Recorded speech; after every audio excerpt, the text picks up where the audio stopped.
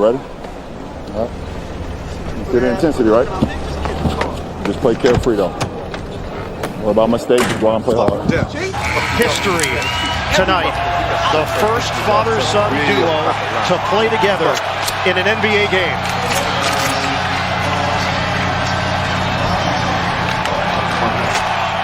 This is all in the family. And what a celebration for the James family. Bronny's brother and sister, his mom on hand. Yo, what's up now, partner?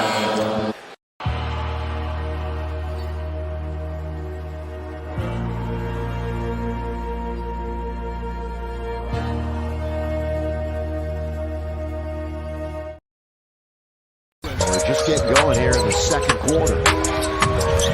James going right out. Now pulls up. Oldest guy in the league, right there.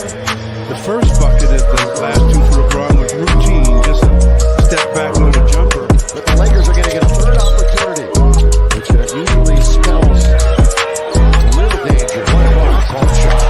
What a difficult shot. Tough shot. Wow. He wanted to let fly, really did, didn't he? LeBron will. Got it! 2 threes right away for the Lakers. LeBron picked by Hayes. LeBron corner to the deep. Another rebound for That 12? yeah. Threw along with 21 points. And he's over the lead. Crowd on his feet. That can happen slowly, but he wants to. For 3. Yes, sir! LeBron James. Peace and blessings, y'all. Welcome to the GOAT James Kingdom Show with B. Lee and A. Johnny. Y'all know we go live every Sunday noon Eastern time to talk about the GOAT of basketball, LeBron James, and what a day to talk about it because the Lakers are on fire. LeBron James comes up with a triple-double. He's still setting records. Bronny James got on the court with LeBron James this week. It has been a phenomenal week for us LeBron fans. Shout out to everybody who's already a subscriber to the channel. If not a subscriber to the channel, go ahead and hit that like button, hit that subscribe button. Check out the membership here in GOAT James Kingdom. You know what we do best. Today's show, we're going to talk about is Bronny motivation for GOAT James to lead the Lakers to the championship. We got our normal panel as usual. Shout out to T Perfect who's here representing for the MJ delegates like usual. Shout out to King John who always does his thing. Peace, brother. Thank you for joining us. Obviously, we know we got Craig King in the house. Peace, brother. What's good? And obviously, y'all know what we do here. It is B. Lee and A. Johnny. We are here every Sunday noon like we are always. We don't run from none of y'all. What's good, B. Lee, man? What we got for these folks today, man? What's good? What's good, everybody? Man, LeBron is doing his thing already. We're not giving anybody a break. At the Olympics, right into the season, setting records. Let me go ahead and put this up. Let me go ahead and put this up. Look at what LeBron James did. And the dude just keep breaking in-game records, no matter what year it is, what age it is. No one in NBA history has did this in any quarter. And LeBron did it in the fourth quarter. It is just crazy. It is just crazy what LeBron James is doing. It is just crazy what LeBron James is doing. Man, I don't even know what else to say about the dude. The dude just on the court, didn't miss a shot in the fourth quarter. Had 6 assists, I think, in the fourth quarter, 5 rebounds, 16 points. Just took it over. Just took it over. Also, he keeps breaking his record as the oldest with a 30-point triple-double. He has 10 of the 12 oldest 30-point triple-doubles. There's only Kobe and Larry up in that 12, but LeBron has 10 of those as the oldest 30-point triple-double players. The actual oldest player to do a triple-double was Karl Malone, if I'm correct. He did it at 40 years old. Yeah, he is the oldest 30-point triple-double. Oh, okay. Okay, Yeah. okay. I see what you're saying. 30-point triple-double. Yeah, the dude, man, The dude is just I can't even say anything else about like this thing about they're saying that I'm starting back with this LeBron stuff again already on Facebook. It was Like, zesty in the oh comments shit, already. oh shit, his ass is back. Hell yeah, I'm back. Yep, I'm back. I'm back to torment y'all with what LeBron James is doing. Oh my God, that was a crazy game last night. Did you guys watch the game? Let's start with you, Travis. Did you watch last night's ball game? I did not watch the entire game because I was working, but I watched all the highlights. And I mean, it was just like Brandon said, it was a LeBron James was just going absolutely apeshit, like him, especially in the fourth quarter. I mean, that whole team looks good right now. I mean, just obviously it's only 3 games, but they're funneling through. They're running crisp, precise plays. They're playing good defense for the most part. So we'll see what happens. AD looks unbelievable. That JJ Redick got them balling. Am I right or am I not right, Travis? They look different. You are right so far. they look different. All right, so let's go to you, John. What did you think of last night's game? Did you get a chance to watch it? I cut it on in the fourth quarter. That's when I cut it on, literally. I cut it on in the fourth quarter, and I got to see that fourth quarter, which was crazy. But the one thing you notice that JJ Redick got him is just the attention to detail, the small things that matters a lot that people don't pay attention to, and you can just tell JJ Redick was really focused on the attention to detail, and so far I think they're having a good year. And let's go. I mean, hey, let's not stop at this point. Let's keep going and let's see how far we can go with this. I mean, the championship don't seem far-fetched anymore. I mean, they were already one of the best teams last year. They just went up against the wrong team. Yeah. Sure, that wrong team don't look good this year. Yeah, that's how it is in basketball. Has Denver won yet? No, Denver lost. Denver's 0-2. They didn't look too good offensively. No, they didn't. No, they didn't. They look tired. They don't look too good offensively. And Joker went ham yesterday. Yeah. He said they still tired. They let Norman Powell go ham on them. Yeah. They got no Well, defenders. They got no Denver defenders over there. Now they have no defenders over there. Besides Gordon, but Gordon can't keep up with Powell. Denver's bench is garbage. They had Gordon guarding SGA. They had Gordon guarding SGA the other day, which was just the wrong matchup. I'm like, I mean, that's why would you add Russell Westbrook if you're looking for depth? But wait a minute now. Come on, John. You did us a disservice. We supposed to be talking about the GOAT in last night's game. Let's let Craig get up here because Craig, I know Craig was watching the game. Please tell me you was watching the game. I was watching my Yankees lose. World Series. Oh, the Yankees lose. The Yankees lose. Bro. What the day? What is it? What's that? It's 3-0 now or 2-0? No. It's 2-0. We're going back to New York. 2-0. It's 2-0. It's 2-0. Oh my God, you over there hurting over there. And then you turn off the baseball game to find out LeBron had a triple double, hitting all kind of 3-pointers and just he's playing great. I'm just saying. Let's see how we praising him now. Don't use his age as excuse when it fall over. When they start fucking up, don't say he's 39. What you expect him to do? You expect him to get a triple double now. He's gonna get another one. He will get another one. That's how great he is. Everybody expect LeBron to do what he did in year 8, in year 22. I expect y'all to keep the same energy when he's playing poorly too, and don't use the age as excuse when y'all using it when he's playing good. That's when all has he played poorly? When has he played poorly? I'm just saying. When was this? Like, I'm this just will be saying, the first time ever. Like you said, it's early in the season. He's playing great now. He's great. He ain't but bad when now. have we ever said anything about LeBron too old to do something though?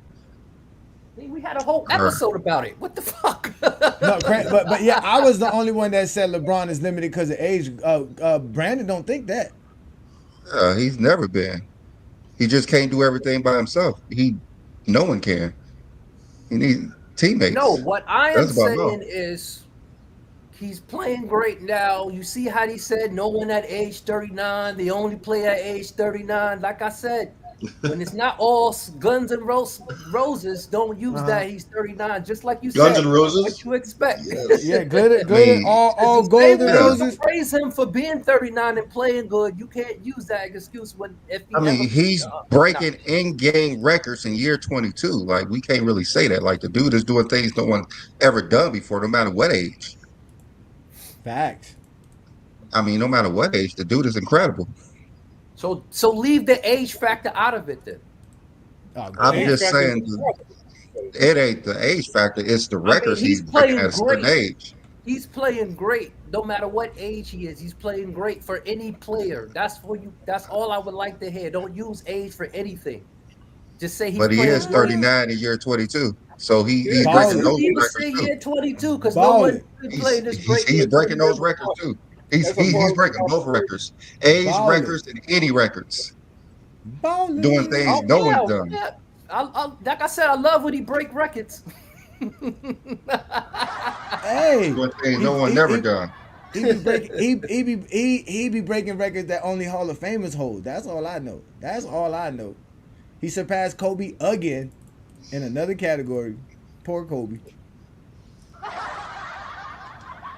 I see And how you was trying to use Kobe fans to go against Jordan on Friday. I see you. No, I just wanted to make sure. I just wanted to make like you said. I just want to make sure they keep the same energy, Craig. They just want to make sure they keep the same energy, Craig. That's all. I just want to make sure they keep the same energy. I love the conversation Friday.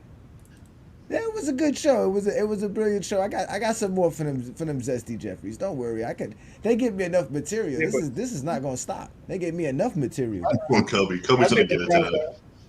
I think LeBron's gonna have another good 3-point shooting season again. I think he might shoot another 40% from three again.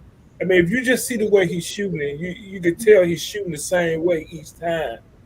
I mean, I think he might shoot 40% from three again this year. I mean, I'm predicting that. He's already at 39%.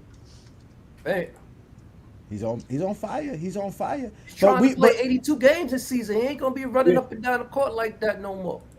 He already ain't running up and down the court. He's He got the chilling, floor man. space in the NBA. They are playing great. They're playing at a great pace.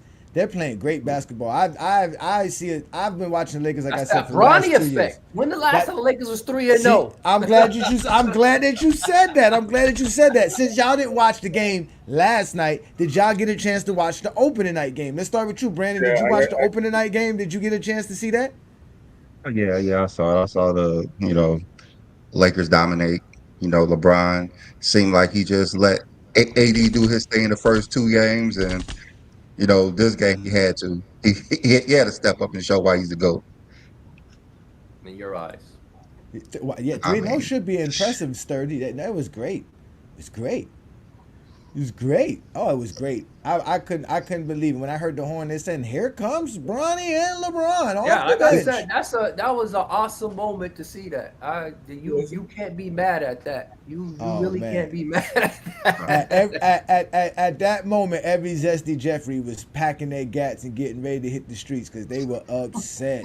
Travis, I know you've seen it, Travis. Upset at that at all. As a father, you shouldn't be upset at all. But they all upset. They all upset like anything else. They don't know. They don't appreciate fatherhood like that, Craig. They really don't. They really don't. You as a father appreciated that. So how did you feel, Craig, when you saw that? For real. I mean, see that was great. I mean, that was great to see you play. You play long enough for your son to be old enough to play alongside you. That's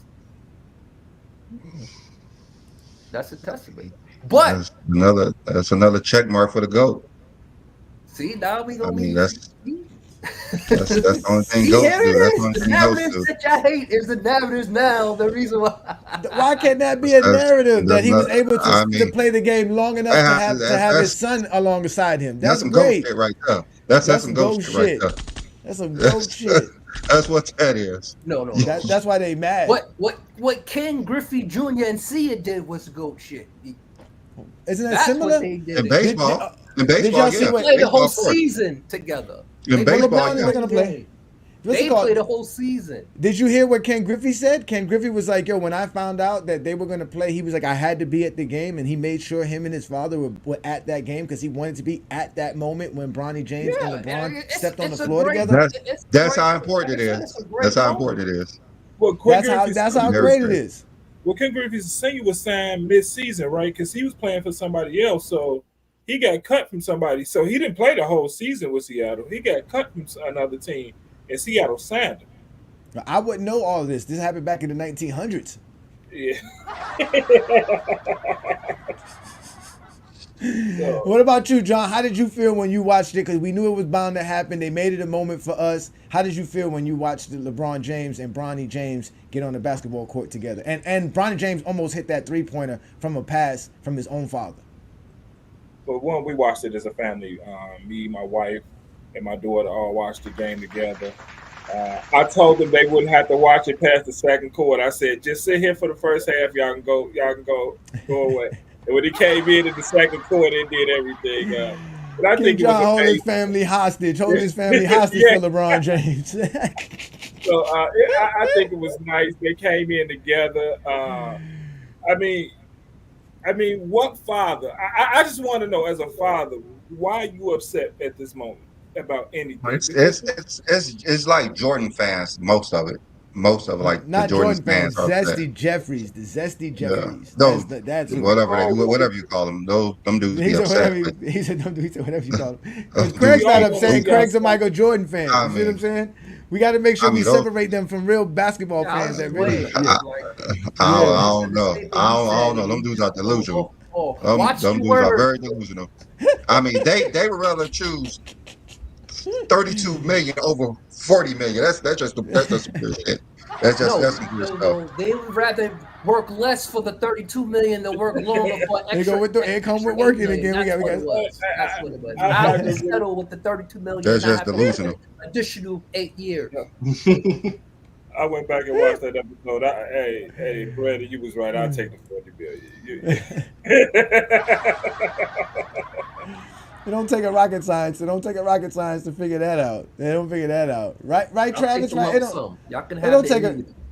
don't take a rocket science to figure out greatness, right? LeBron James, Bronny James getting out on the floor. You watched that. How did you feel? Opening night. Disgusted because Bronny James is a walking trash can. He shut down Anthony Edwards on one play. He can say that. Did you say he almost hit a three? That's why no. He almost. So, it went in and out. It wasn't a brick. No. It was in and out. Great moment.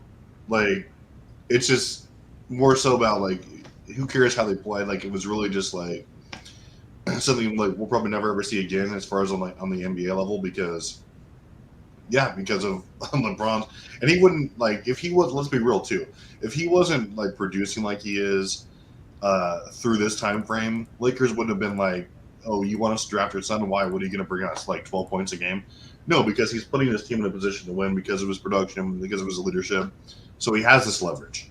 And, it's great that his son was, able to come up and share that moment. We'll see where it goes from here. But it was a great moment. It's, like I said, a once in a lifetime thing too. If you're a basketball fan, to see pretty much.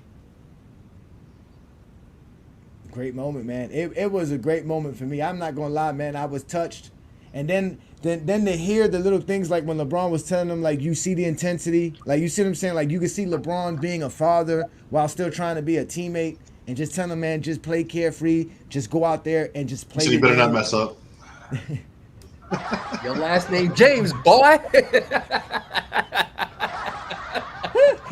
he didn't snap on him like first name. Make me he snapped on Rui last night. He told Rui, man, swing that motherfucker, man. You see I'm hot. The hell you doing taking a contested jump shot to contested two? Pass that shit. I'm over here. I'm on fire over here. Give me the ball. He's not gonna say that to Bronny because Bronny's a rookie. Same way he did, like they didn't do that to Austin Reeves. Look how great Austin Reeves is playing. On his car though, right? Yeah, he can. That's what you do to rookies. That's what you do to rookies. One thing I believe, I think LeBron was more nervous than Bronny. I think Bronny might have been fine. I think LeBron was the nervous one in this situation. Wasn't nervous. I think LeBron. Is it, For his son, is as a his father, son I think nervous? so. I would think so. He was nervous for Bronny. That's probably what it was. He Yeah, nervous for Bronny, that's as what a I'm dad, saying. as a Right. father. Yeah. What do you mean? He said his boy was better than half the dudes he's seen on the league pass. Why is he nervous? Yeah, And but now- LeVar Ball, and LeVar Ball said if you put his three sons together, you winning the championship. That's what a father's supposed to do and say. What do you want a father to say? Snort coke. Like some of their trash cans. They old ass ladies in their Go 60s. date my ex teammate's wife. Go date my ex teammate's ex wife. Go do that. That's what you tell your son. That's what you tell your son. That's what you do. Son is a grown man. You want to fuck up? That's on your own. I mean, See, and look, and what did LeBron tell his son? If you fuck up, don't worry about it. You still good. We doing LeBron's shit. son is 19. What I'm telling a we about- 40-year-old? What the fuck? Maybe if he was telling him that at 19, he wouldn't be at 40 acting a fool. I tell you that much. I know that. don't Hey, know what he was listen, doing don't that let Bronny James have a 20-year career, because then 20 years from now, Craig, we gonna be talking like old men. Like, look at that. Listen, We're gonna bring up Craig talking about how Bronny was 19. Now he's 40 in the NBA Hall of Fame. He's gonna be selling cars at 40. He's not gonna be in the NBA. Don't worry. Listen, we are all excited about what's going on with the Lakers. You cannot front. They had a tough schedule going into the season. Everybody was saying that they had to play Phoenix. They had to play against Minnesota. So now that they're 3-0 and we've watched them play a little bit here, how has Coach Redick made an impact already on the Lakers? Do you think he's made an impact? Have you seen it there, Brandon? I mean, one of the main things that helped JJ is that they didn't break the team apart. So the same chemistry is there. They were good last year. They was good the year prior. So he's working with a good veteran team with 2 top 10 players. So it's kind of hard to mess that up. But Darvin Ham, his rotations, his subbing just screwed everything up. So JJ, he's just a smart guy in the first place. He looks like he's been a coach for a while. He has control, command of the team. So he's looking good out there. He's looking really good out there. He's looking like he's going to put them over the edge that they need to do to, make it to where they need to. They look like they're going to win the title. I don't know what y'all think, but it looks like they about to I can go see them run. repeating as in-season tournament champions. I can see them repeating. That too. Now, if they do the East, can you imagine somebody if the Lakers get a back-to-back NBA championship in the same season, being an in-season tournament MVP and Finals MVP the same season? Would that be better than 88? And don't forget the conference MVP. If they win the league MVP, in-season tournament MVP, Finals MVP, that would be the greatest season ever. That's all 3 major MVPs. Don't forget about the conference Finals MVP. No, because you get 2. Losers get conference Finals MVPs. You don't get an MVP in the Finals if you. Oh, wait a minute! You got the conference Finals for winning. I mean, the conference. How'd you lose to get Finals? There's going to be an MVP, and there's going to be a conference MVP that's going to be the loser at the end of the season. So I mean, that was I get that doesn't make any sense. But they won, there's so they an can't Eastern Conference lose. MVP But they and there's a won. Western. One of them got to lose. But one of them is going to win, so that don't make sense. But you got to win to get it. You don't You gotta win to get get it. it. You got to win to get it. You got to lose to get it. Winning. You got to win to get it. You got to win to No, get it. what I'm saying is there's always going to be a conference MVP that's going to be a loser because they both can't win the finals. They're not going to be a loser because they No, got but in this case though, That doesn't Craig, make in this sense. case, no, say, but in this case, Craig, the person that we're talking about will eventually have the in-season tournament MVP, will have the conference finals MVP, the league MVP, and the finals MVP. Because the guy we're talking about is winning the finals. With these votes, they might give it to somebody because they had one good game in the conference MVP. So, Well, I'm just saying, but I'm just saying, no, not really, because the guys who've gotten the conference MVPs is Joker, Tatum, Jimmy Butler, So Tatum Stephen didn't get it. Curry. Brown got it. Brown No, Tatum got it. No, Tatum got it. Tatum got it the first time. Tatum got it Oh, first time. Okay. Yeah, Tatum got it the first time. So you got Joker, you got Tatum, you got Brown, you got Curry. These are the guys that's won it. Jimmy Butler. They all got more conference MVPs than they do got final MVPs. Get out of here. I mean, it is what it is. You know, it is what it is. These guys are ballers. You can't blame when they get their MVPs. They're there. Like I said, they got to be the league MVP, the in-season tournament MVP, and the finals MVP. All right. So do you think JJ Redick can make hold on. For what? For what? Like, why do they have to get all that? To have it, like, to consider to have the greatest season. 88 wasn't a good year because how's 88 the greatest season? That doesn't make any sense. What did he do to be the greatest season? I mean, he won literally. I'm talking about awards. He didn't win all the awards. MVPs? What are you talking about? The King won all the awards in the season. He didn't win Finals MVP that year. He didn't win the season tournament MVP, and he didn't win. Jordan didn't either. Jordan didn't. So how was 88 the best season? That's what I'm trying to understand. You gonna ask me a question? Yeah, because you keep talking about the in-season MVP. Jordan don't have that. So what are you talking about? Okay. Like you said, things evolve, right? So I'm just supposed to say 88, and no other season in the future can eradicate that. I can't say. Okay, we've seen a better season. I haven't. I'm telling you what kind of season I would like to see to have it be the face of the. It's not. If you don't like my opinion, okay, that's not. You're lying. You're saying that. This is my opinion. You can't tell me you're saying just because Michael Jordan won MVP and Defensive Player of the Year makes him have the greatest season when that's not true. My opinion. We seen the same result with the Finals MVP and a title when Hakeem did it. So how is Michael Jordan had a better season when Hakeem got a title and a Finals MVP and Defensive Player of the Year and All NBA First Team? What other MVPs did he get that season? MVP, Defensive Player of the Year, Finals MVP. What did Jordan get those seasons? What MVPs did Jordan get those seasons? In 88. He didn't get Finals MVP. He got everything that Hakeem got, but less. He didn't have the title. He didn't have the Finals MVP. So how the hell is Michael Jordan's the greatest season than Hakeem Olajuwon? With Hakeem did everything Jordan did, plus a title and Finals MVP. You gonna let me finish now? Okay, go explain. Finish? So you getting mad at my opinion? So you having a heart attack over my opinion? Explain. I literally just explained it. I said my opinion. I said my opinion. If you win, that would be a great season. If you win what I said you win. So you want to throw a tantrum about what I said about another parent? I don't know why. You getting upset about my opinion. If you don't like my opinion, I don't know. Like, what the hell? Because you said that Jordan had the greatest season because of what he did. You said no one has did what Jordan did. That's why. That's why I've said that. Like, but that's not true because Hakeem did it better. Hakeem got an in-season tournament final MVP. Did Jordan have one? They both don't got one. So I'm bringing up something that Hakeem and Jordan don't have, and you bringing up Hakeem. Like, what the fuck? No, because you're saying that Jordan had the greatest season of all time because he got MVP and Defensive Player of the Year in the same season. Hakeem and Jordan don't have an in-season MVP. And I said if you win an in-season tournament MVP, league MVP, and finals MVP. So until you can go back in 94 and give Hakeem an MVP, in-season tournament MVP, or you could go back in 88 to give Jordan an in-season MVP, my stance still stands. My opinion still stands.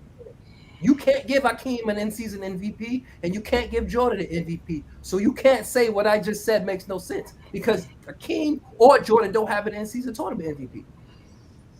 All right, so you're saying that you still say that Michael Jordan had the best season ever, right? That I see, my opinion, yes. All right, Chris. I guess if him doing less than Hakeem makes him the greatest season ever, I guess that makes sense to you. Because all I've been hearing is team achievements. This guy Jay Will says here, Hakeem MVP season wasn't that as impressive as David Robinson was close in MVP and very close in Defensive Player of the Year in 1994. So he's trying to say it wasn't as impressive. Of course it was. Why wasn't it impressive? Didn't Giannis win an MVP and the Defensive Player of the Year the same year? Yep. And Finals MVP. Mm-hmm. Well, where's he won Finals MVP the next season. Where's the He's saying it wasn't. Giannis won back-to-back MVPs, right, in 2019 and 2020, correct? Yeah. Yeah, I believe so. So wait, why is it less impressive? Because he almost lost it to Hakeem another and Jordan is the top only 10 players all-time that have a defender. defensive player and an MVP in the same season. Hakeem is the only player with a defensive player and a Finals MVP in the same season. Correct. Hakeem had the best season in history. He had the most complete. When we talk about winning all awards, yeah. Yeah. He was Hakeem. all NBA first team, all defensive first It team. was better than Jordan. I don't know, but see, the only difference was Jordan won All-Star MVP. Does that matter as well? What if you win No. All-Star MVP? No? Yeah, I didn't say nothing about All-Star MVP. No, I asked because Jordan did win an All-Star MVP as well in '88. He won the All-Star MVP. He won the league MVP. He was Defensive Player of the Year. He was All NBA first team, All Defensive first team. Like sweeping the boards. That's all the awards are available that year. He got it. Besides the championship and going into the play. Yeah, the Finals MVP. Exactly. He got all the regular season awards. He got all the regular season awards. That is what Hakeem did. That's what Hakeem That's what I'm saying. Yeah. He swept all the awards. He swept all the awards. He swept all the He got awards. the first round. See, now, Craig, the only comeback you would have is that, but Hakeem did it in the weak 90s. That's what y'all say. That's not what I say. But listen. Let's be honest though, Craig. Do you think though that JJ Redick has got the Lakers to a point to where someone like Anthony Davis or LeBron could do that, sweep house, get the in-season tournament MVP, league MVP, all the way throughout? I mean, either one of them. They look like a championship team right now. They're the only undefeated team right now, right? Him and the Celtics. That would be some shit. The Lakers and Celtics. Golden State undefeated. Johnny, I think Golden State's undefeated as well. If anybody would do that, it will actually be Anthony Davis because they actually putting everything through Anthony Davis. So, if to answer your question, the answer is yes. It will actually be Anthony Davis. Anthony Davis should. He definitely should. It should be Anthony Davis. About time they put Anthony Davis on the spot. How long we been saying Anthony Davis should? At one point, can we just realize? Five. I'm with you, Craig. I've been with you, Craig, but I ain't gonna lie. These last 3 games, I can't remember last time Anthony Davis had 3 straight 30-point games. When was the last time he done that? He was in New Orleans. Yeah, he's averaging 34 and 11 right now. I mean, they should have lost to Phoenix if Phoenix didn't melt down completely. But how is the Lakers going to shoot 51% from 3? How did they melt down? They just beat Dallas last night. Like, they don't melt down. The Lakers beat them. The Lakers came back and beat them. They had a 20-point lead versus the Lakers, and they just blew it. A 20-point lead means nothing in today's NBA. How many times I got to keep telling y'all that? It doesn't mean nothing. No, it does mean something unless you're just No, garbage. it doesn't. Every team in today's NBA knows a 20-point lead means nothing.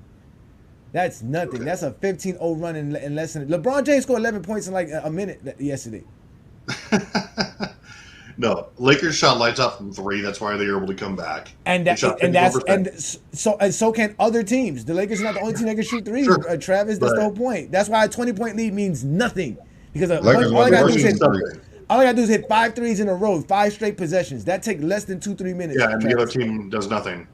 It's not hard to stop somebody for 5 possessions. That's not some outrageous thing that you stop somebody for 5 straight possessions. Why would you let them hit 5 threes in a row then? Because they got hot. Sometimes you can't stop them. LeBron hit like a 28 footer. How you gonna stop someone from scoring? Anyway, we're dealing with reality. 5 straight times. I mean, it's not like they just let them score 5 straight times. That's what I'm saying. It's like you just let them score 5 straight times. They ended up scoring. Stop 5 straight times. Mm-hmm. They gonna score 5 straight times. I'm just saying, like that. You can't stop offensive players. You can't stop offensive players. It's kind of hard to stop. You just hope they miss. Yeah. It's true. Anyway, it's true. You gotta hope they miss. I mean, you watch anybody. If you guys watch the games or not, I don't understand you. This ain't the 90s. You can't just not guard people. You can't do that. This is you guys are asking. Wait. Opening night, the Knicks shot damn near 60% from the field and got blew out by like 20 because they couldn't hit the threes. They wouldn't hit the 3-pointers. Hey, Johnny, I watched that game. I watched that Boston New York game, right?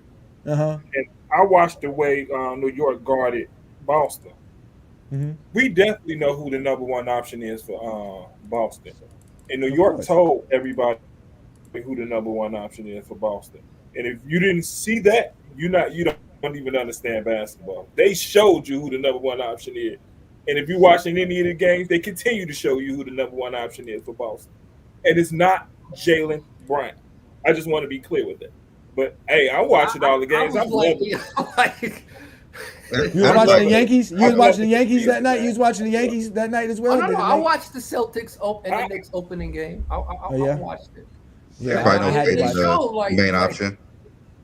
We're gonna revisit this when it's 10 games deep, and then we'll see what's what. Here we go. Lakers look good though. To answer your JJ Redick question, like, seems like it's a fresh take on everything. Obviously, it was exciting because it's a new coach, but like these guys said, like it wasn't like the Lakers started off like dog water the last couple of seasons. They started off fine and just like we saw, and it wasn't even really just a regular season thing. Like there was inconsistency sometimes. We'll see how they do this time, but I mean, AD started off strong. I mean, I think he had a fantastic, one of his best top 3 seasons last year. He played 76 games. He was like a 20, 25 and 12 guy or whatever, but we'll see how he persists this year. We'll see how healthy they are. I mean, LeBron doing his thing. What is he averaging, like 23 and 7? So he's on pace. So we'll see if their hot streak continues. I think it's just how healthy can it be, how consistent is their defense. I mean, JJ Redick, I mean, through 3 games, he's been fine. You know, he's been subbing correctly as far as we could tell. But I mean, it just, you know, it's only 3 games deep, so I don't think there's a ton to take from her. Well, Travis, the one thing I've noticed is that what Darvin Ham did, he went to Anthony Davis early in the game, but he would go away from him late. The one thing I noticed what JJ Redick is doing is that he going to him early, middle of the game, and late. We're not going to give you no breaks. You're the number one option, and that's what you is all game. I'm not giving you a break. 20 shots a game anyway. Let's get out in the playoffs now. Keep that way. Not just that, though. 20 shots a game, he's making at least 13 shots out of those 20 shots. So that's an easily 26 off the bat. Yeah, but not just that as well. They're also, like, you can see there's a different energy with the Lakers. Like, the guys on the sideline, the players, you can see because they got a relatable coach. And that's what I'm saying. And like yesterday, I saw a play where Anthony Davis had a little pass off to Dalton Connect for a dunk that I was like, yo, I never seen that from Anthony Davis. I was like, yo, like I was shocked the way the offense is, like, that you can see the change in the Lakers offense. They're so fluid. They know where everybody's at. Everybody knows when to cut, when not to cut, when to create the space, not to, like they look completely better on offense. And if that's the case, the Lakers could easily win 50 games because they won 47 last year with Darvin Ham. They have some defensive issues. We can see that. But at the end of the day, their offense with LeBron, AD, Austin Reeves, D-Lo, they look good. Ruby's a beast. Do you really need to be the elite defensive team these days? Like not necessarily so, but you still got to play some kind of defense though. Top 15, you could still make it to the finals. Well, Boston was an elite defensive team and they were in the championship. One of the reasons why I think they're gonna win 50 games is because some of the games they was losing early last year, and then they would have to come on late in the season where they actually winning those games so far this year. So, I mean, 50 games ain't a stretch. You know what's the real motivation? The Clippers' new arena. That's the real motivation. Hey, that arena look nice, man. Though. I don't think that's far-fetched. That arena look nice, man. They look like they got a nice little thing working over there. Yeah, you heard about the wall with the free throw? Yeah, the wall with the they vet fans. They're vetting fans. You cannot get a seat in that area unless you are proven to be a true Clippers fan. You can't sell the seats. You can't do you have to be in the game. You have to be, and they got all kind of special stuff for you as well for being a part of like what they call the Clipper Special Fan Nation. So that's why it's like a wall, and they give them stuff. And Booker said, "Hey man, it kind of worked." He said it kind of worked on me. I missed some free throws. Yeah, he sure did. Yeah. Yeah, man. So it's kind of you have to have incentives to be a Clippers fan. You need incentives. Hey, don't get mad because Clippers fans need incentives. I mean, sometimes that's the way it goes. Yep. And that's what I was going to bring up. They staple money elsewhere. And I was going to bring this up. Shout out to Jordan Pleasure. He's always been a part of the GOAT James Kingdom and Facebook, always doing this thing. Thank you for supporting us here on the YouTube channel as well. He said Rui is the key for the Lakers. If he's consistently be at 15-7 guy, which he can be, the league is in trouble. I've seen some things from Rui that are really, really like bright spots, man. Rui is really, really good offensively. aggressive. He got some good moves. Yeah. He's been nice Yeah. since he was in Washington. People just slept on him because he was in Washington. Yeah. Yeah, Yeah, I but he's Japanese gonna be- Kawhi. I think he's gotten real comfortable over there in LA, and you can see it in the game. He's being aggressive. He don't feel like he needs to second guess himself once he get the ball. I'll play better I than mean, LA he- than he- Washington any day. Any day, any day. Indeed. Japanese All right, Kawhi. He's just what he is, a Japanese Kawhi. We got a super chat in the building. Shout out to King Money Fly. Y'all make sure to check out King Money Fly on TikTok as he has great TikTok content. Thanks for your support. He puts in the super chat. GJK always keeps it 100 and fair. Indeed, that's what we do here. We are What y'all think of the objective. Sixers fiasco that's going on in Philly? Oh man, they're gonna get in trouble because there's nothing wrong with Embiid. Yeah, They're not yeah, playing him. the NBA investigating his statements. He should. I mean, we knew he wasn't gonna play back to back. Just shut up. That came out and said no back to backs. Yeah, Well, that now is he gonna have to crazy. play it back to back this year. He gonna have And to they play talk it. about Paul George might not be able to play back to backs. So I And don't you know they how. both can't be out at the Yeah, same they time. can't be out at the same time. So one gonna have to play one game, the other gonna have to play the So other then game. someone gonna have to miss an extra game so they could be eligible for a game. So that's gonna mess the other play because they're gonna have to miss an extra game to be eligible for a game. Oh, sure. Hey, Craig, they're gonna play like 12 games together. Yeah, And- it's gonna be like the Nets in 2021 all over again. I mean, it's gonna be like, wow. I mean, and then y'all gonna go in the playoffs and say, "Oh, we championship bound." Y'all ain't played enough games together. Like, how you spend money to get a player to help you that's always injured just for that player you get is always That's injured. crazy. That is crazy though. Just thinking about it. That's what some people thought. Like, isn't Paul George always hurt? Why would you pay him the bag? Because he And played now, 70 in games preseason, last year he's because he hurt. knew he was gonna be a free agent. He played 70 games. He knew he was gonna be a free agent. He was trying to get paid. That's why they That thought. shit is crazy. That shit is crazy. Yo, trust the process, Philly. That's the NBA today. That shit is And crazy. Paul George Y'all is gotta like- leave them Philadelphia fans alone, especially you, Craig, because your Nets don't look too well. Listen, we knew he was going to. We mortgaged everything. This is a rebuild. Send your Chicago Bulls. Your team don't look too well. Hey, we And squandered James. Travis Harden, don't got no Kyrie team 'cause Irving, Kobe Bryant and don't Kevin play. Durant within a 3 Well, year plus the Nuggets span. are I don't have trash. no faith in the Nets right now. and the Denver Nuggets are trash. He don't know what to do. The Nordic King is not looking good. No, Yeah, they look you horrible got over to there. you got to find a new team, Travis. You got to find a new team. You can come on to the Lakers. And I was on suicide watch after the debacle on Wednesday night, but we redeemed ourselves playing the Clippers of the Eastern Conference, which are the Charlotte Hornets. I The knew you Charlotte was gonna Hornets. say Y'all are looking good this year. Y'all just No, LaMelo is the truth. LaMelo is the truth. balling. But Brandon Miller just got hurt. I got him on my Yeah. fantasy team. He just got hurt. He missed a game already. But again, tomorrow night the Heat were gonna be playing against Detroit, so we're gonna redeem ourselves that's again. a So win. I'm gonna feel good. Yeah, we good. We good. Now, but don't sleep No, on Detroit though. They do Detroit got some playing studs. tough. Detroit They got some. They got some guys Don't over there wanna as well. sleep Cade on is Cunningham. Orlando. That's the team. No, you don't wanna sleep on, Orlando lost to Memphis yesterday though. They lost to Memphis Yeah. yesterday. They They got were blown out undefeated. too. Yeah, I they was got watching blown that game. But you're right about Orlando. They got some studs over there. They play great defense got in some Orlando. They're gonna be great, man. It's gonna be a great NBA season, man. It's gonna be fun. We're gonna have a lot to talk about. We're gonna have a great time. LeBron plans on playing all 82 games.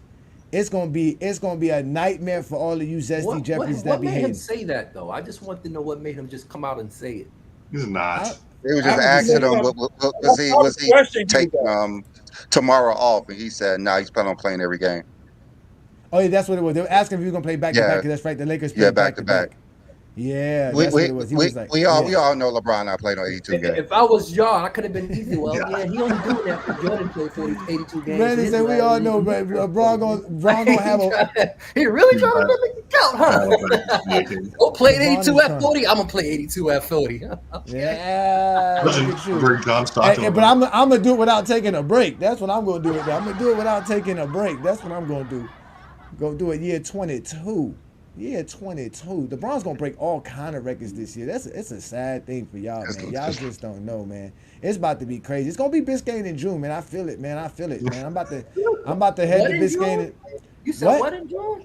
Biscayne in June. That's where and when we celebrate the championship in Miami on Biscayne What Boulevard championship? in the month of Miami? June. Dolphins?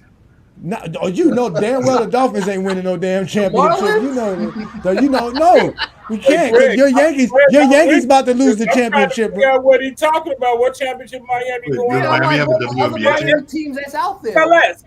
You know what? They got You know a what? soccer team right down there, right? You know what? You know Are you what? talking about the Hurricanes? Miami Hurricanes? Oh, they look good yesterday as well. They whooped on FSU as well. Oh, don't sleep on them Canes. We back, baby. Hey, let everybody know we back up, baby. Let them know we back up. The Hurricanes. The U is back up, baby. We back up, baby. We know he ain't talking about the Miami Heat. I We said know Which that. band goes down? The only team that celebrated a championship in June is in the NBA. So when I say Biscayne in June, I'm talking about my Miami Heat. The ultimate finals would have to be the Lakers and Celtics. That would be the ultimate finals. Yeah, there would be. There would be. Not Oh, Miami. no, unless you have a time machine to go grab D Wade and Shaq, it's not happening. Oh my God! Wow, Hey, we D-Wade got Butler. We got Butler and Bam, and don't Who? forget Tyler Hero. Tyler Hero. That's Don't true. Like forget actual Tyler guy. Hero. Don't be hating on my Heat, man. Y'all just be hating. You know what? I'm tired of all you haters. We don't do that here in GOAT James Kingdom. We show nothing but love and support here in GOAT James Kingdom, and we do that with King John's flowers, right? So King John is a true LeBron James fan, and he follows a lot of LeBron James fans. He supports them, and he's going to show us, again, another great LeBron James content creator that steps up to the plate and actually shows LeBron James in a great light. So ladies and gentlemen, we have flowers with King John.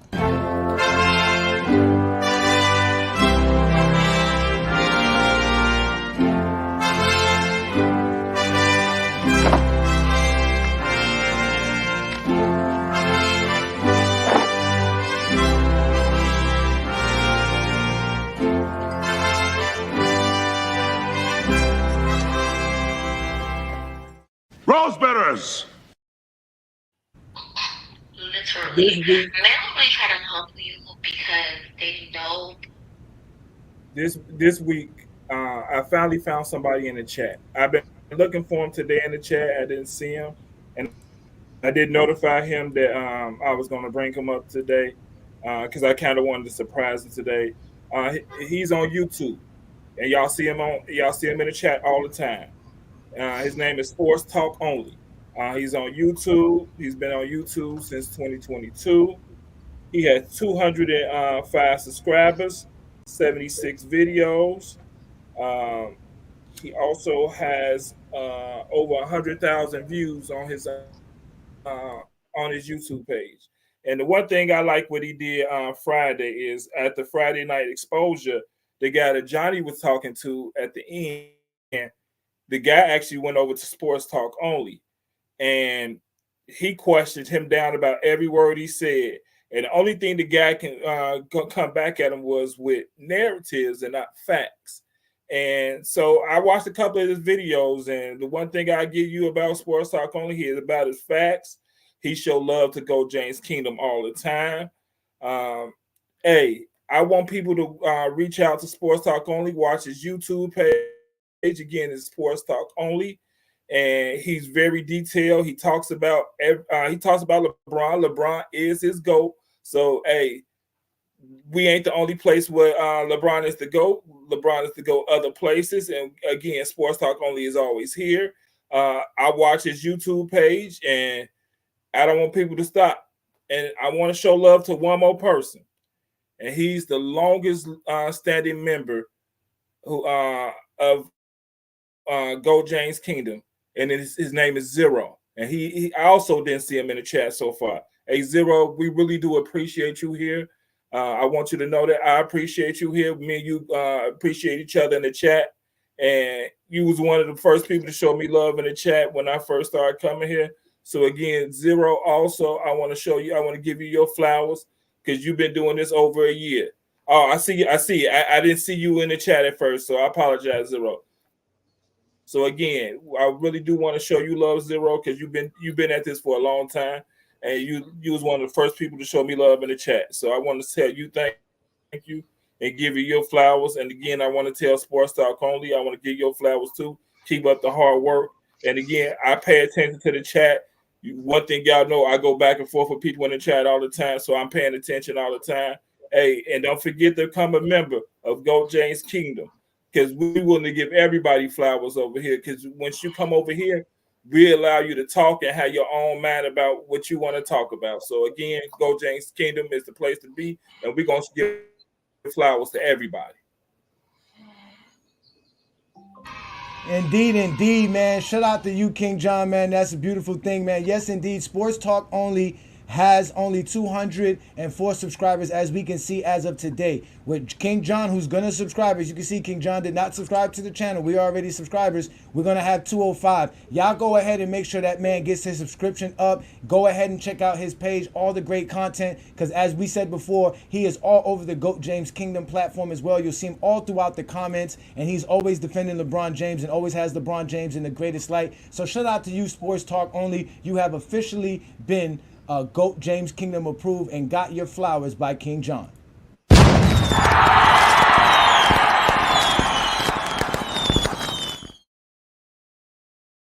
I subscribed. There you go. It says, what does it say now? It says 205? It says 205. 205. Yes, I indeed. like how in his description, in the screen right there, I'm have one of subscribed the to him in the law, thumbnails. It's for saying sure. LeBron 2018 greatest player ever. So just you see it. It says proof 2018 LeBron is the greatest player ever. So if y'all can say that the 2018 proof that LeBron was the greatest ever and he didn't win, why can I say 88 was great for Jordan and he didn't win? Why do I get pushback? I just want to know. It was just further evidence. Because of the awards Because he y'all won. using a team thing, y'all using a team accomplishment to say that, but then when y'all use it for Jordan, it's a team achievement. That's not recognizing greatness of what the team did. But Craig, did you watch the video to see why he said it's the greatest? Because I'm saying you kind of put words in his mouth. I'm just saying. I believe. I don't know. I gotta go watch that. I have to watch the video because I seen LeBron in 2018 and he was unbelievable. He didn't win no awards. I seen 2018 LeBron and he was amazing. But I'm just saying, the same way we praising him and he didn't win, why do I get pushback for praising Jordan and he didn't win? Because you're inconsistent with your argument. That's why. Because you said Jordan won all the awards when Hakeem won all the awards. That's all I'm saying. That's what I've been saying the whole time. Hakeem won all the awards, not Jordan. You said somebody have a better season than LeBron. They have to win the in-season tournament. No, they have I never to do said all had this the better extra season stuff. than LeBron. I never mentioned LeBron when I said that. He meant Jordan. He meant Jordan. No, he meant Jordan. Yeah, with Jordan. Yeah, you said they have to win all this extra stuff. Yes. To have a better season than Jordan. But Hakeem won more than Michael Jordan in the season. That's what I was saying. That's what I was saying. Like Hakeem won more. Tournament for Hakeem or Jordan, so you can't even say that because that's a whole new thing that they trying to get. Am I right? I don't know how you're not understanding the words that you're saying. You said Michael Jordan had the best season ever because he won all the major awards. My opinion. I said because what he did that season. Okay, yes. But I said Hakeem did it better. Because he won more awards. Because he won a team achievement. He won an NBA title. You can't get a Finals MVP and without Finals MVP. But you're agreeing that Hakeem won more awards than Michael Jordan in the season, right? He won more. He won the most important award, which is a title. I give him that. He won, but not individual. So you're saying individual. Jordan had the best individual award season. Yes. But there's people that's tied with Jordan. No. Hakeem won Defensive Player of the Year and MVP. I know, and so did Giannis. Because he won an NBA championship, that's better. And what I'm saying is, if that makes it a better season, how come we can't use that? How come y'all say titles don't make the player great? No, so the same awards Michael Jordan won, Hakeem won those. He won everything but an NBA That's title. All I'm saying. He won but everything but an NBA title. Just forget it, Craig. You're not understanding what you're saying. You're not understanding what you're saying. I understand exactly what you're saying. Travis even repeated it, what I said. Jordan won those awards, the first ones to do it. The King did the same thing, plus a Finals MVP and a title. That's all I'm They do the saying. same thing. Yeah, if we're using Mike's 6 Finals MVPs as criteria, No, I'm not using no No. final MVPs. I'm Craig talking is saying- about 88 season. there's no measurement for Jordan having a better season. Jordan did more than just Craig, win there's those no measurement for Jordan having a better season than Hakeem Olajuwon in '94. Yeah, if you want to get the titles, yes. There's only one reason. There's only title. one reason why Jordan would have a better season, because Hakeem did it in the whack ass 90s. Oh, and Jordan did it in '88. Who cares? And Jordan got fake stats in '88, so off the top we can't even count Jordan's Hakeem was better. Yeah, King won the same awards and more. I say Giannis was better. Giannis did it in the 2020s. Giannis is better. Giannis didn't win all the awards that King won though. He didn't win the Finals MVP and that stuff. But like Craig said, that he does Didn't not win a count title. that. Nothing. We're not counting that. We count individual awards. So him and Jordan is tied then. Finals MVP is an Yeah, that's what I'm saying. With Giannis, they're all tied with, and Giannis too, because Giannis did the same thing. Giannis got MVP, Defensive Player of the Year, All NBA First Team, All Defensive First Team. Finals MVP is an individual award. Yeah, but you gotta make it though. Your team. It is in real life. It is in real It life. is. I'm not gonna say it's not, but I'm not gonna say it's not. But the thing is that your team has to get you to that point for you to be able to win it.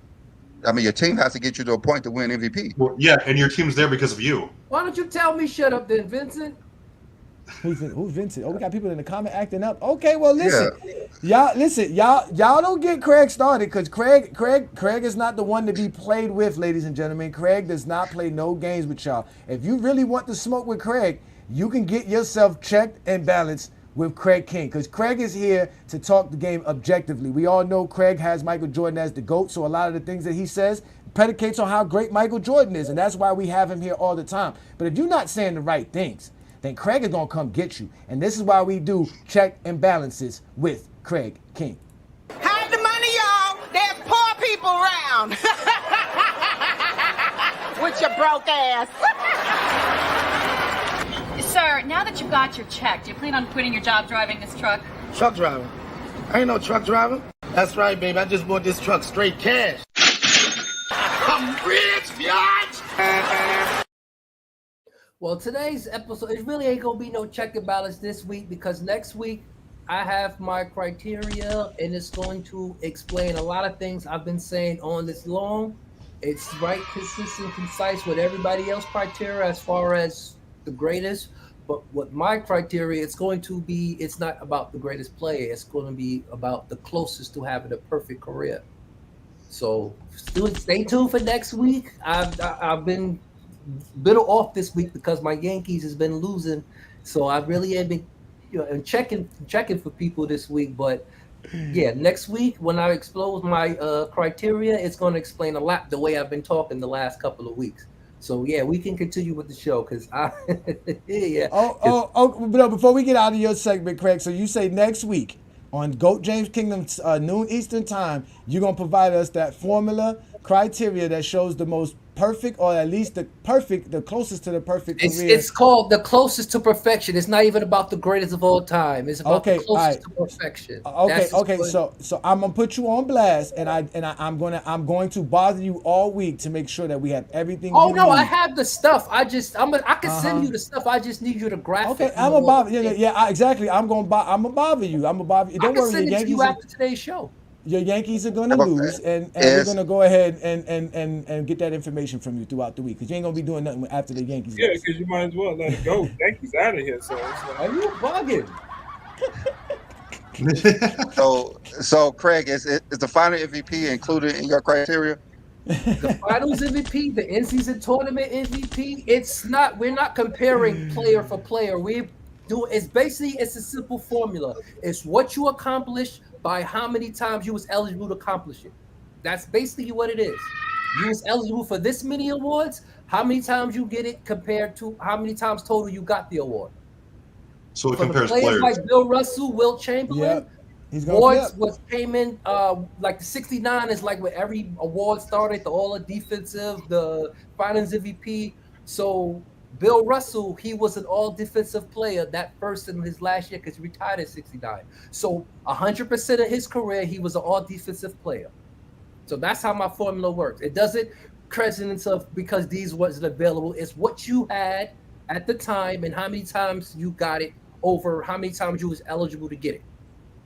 All right. I like that, Craig. We can't wait, Craig. We're going to be excited about it. Shout out to you, Craig. Again, ladies and gentlemen, that was Checks and Balances with No, it Craig. doesn't hurt 20-year players because the top three is the same top three that everyone can say. All right, well, listen, y'all save y'all comments for next week's show, all right? And that way, Craig can go ahead and make sure that you have that poor take checked and balanced, because that's what we do when we have Craig King on here. Shout out to you, Craig King. That was a great segment. We're going to keep going on with the show, ladies and gentlemen. As y'all know, this is a Sunday afternoon, so there is the GOAT James Kingdom platform. It is 1 o'clock Eastern time where we do this at 12. So we've been at it for an hour now. We're having a great time. This is what we do best. So y'all make sure to hit that like button, hit that subscribe button. Don't be afraid to become a member of the channel. Y'all also know we're going live on our IG page, so shout out to everybody who supports us on IG. We're also going live on our Facebook group page, and shout out to all of our members there. As y'all know, we have over 100,000 members in our Facebook group. Shout out to y'all. Thank you for supporting us and joining us here on another great Sunday afternoon. We were talking about the Lakers and how great they look, how great Bronny James and LeBron James getting on the floor together was, and a great moment that was for LeBron fans and basketball fans in general. So we're having a great conversation. Thanks for everybody in the comments. Again, ladies and gentlemen, I'm A. Johnny. That's my boy B. Lee. We are the GOAT James Kingdom Show. We do this every Sunday. So please make sure you hit that notification so that you can know that we are live every Sunday noon. This is what we're going to do. And next week, we're going to have Craig break down a great formula to show why Michael Jordan is the GOAT, or the closest to perfection. That sounds so dope. I can't wait. That sounds dope. It's the closest to perfection. I'm going to put that out there. It's the closest to perfection. I got you. Closest to perfection, because Michael Jordan is supposed to be the closest to perfection. I got you. And it's called the CTP score. Craig out here creating his own analytics, man. Hey, the CPT score is better than the PER. And the thing about this, you can use this for any sport. It's not just dedicated to basketball. You can use this for any sport. You could use this for anything you've done in your life. Yeah, man. See, this is what we do on the GOAT James Kingdom Show, man. We talk the game of basketball in different ways. We are creative with it. Some might call us basketball nerds, but hey, I don't care about that. We love the game of basketball here. Nah, we don't. Well, we got a couple of guys wearing glasses here. We good. Yeah, that's fine, man. And as you know, you'll find us in the chat line conversating. This is how we met Travis, right? Because T Perfect is a true troll on Facebook, but he knows how to identify these trolls on Facebook, and he knows how to identify you in any comment section beyond just the ones that are here during the chat line. So shout out to everybody that's in the chat line. So with that being said, we'll get on to the chat bomb with T Perfect, where if you're out here saying the most silliest things, Travis will definitely come out there and catch you, and you will definitely be attacked by Travis. We are interrupting our normal programming. The current threat level is critical, meaning an attack is imminent. Civilians are advised to remain indoors. In some urban areas, evacuations are taking place. If you're in one of these areas, police will help you to safety. Follow their orders without question. You should remain indoors until you are told otherwise.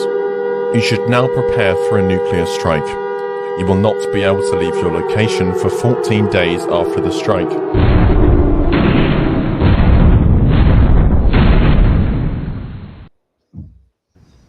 Okay, so a couple weeks ago, we actually started wanted to start a series on Scap Attack and exposing his abundant hypocrisy and just like his influence of bad takes. And like he really found a home on the page over there, Michael Jordan fans of the past page, because they just coddle whatever he says. It's an echo chamber.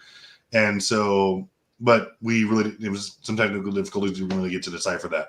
So one of his takes there, and this is going to sound a little bit redundant because we've been over this territory before, but I feel it's important to start at the beginning of his foolishness because he's just been on a rampage since then. So one thing that Scap Attack did, he went on the show, and Gilbert Arenas, shout out to Gilbert Arenas because his heart's generally in the right place, but Arenas cannot debate one-on-one without his own echo chamber there and on the spot because he's just not eloquent or intelligent enough to do it. And I don't care that he was a player. He just doesn't know the game, aside from his own narratives, which are generally we agree with, but he just needs to do better.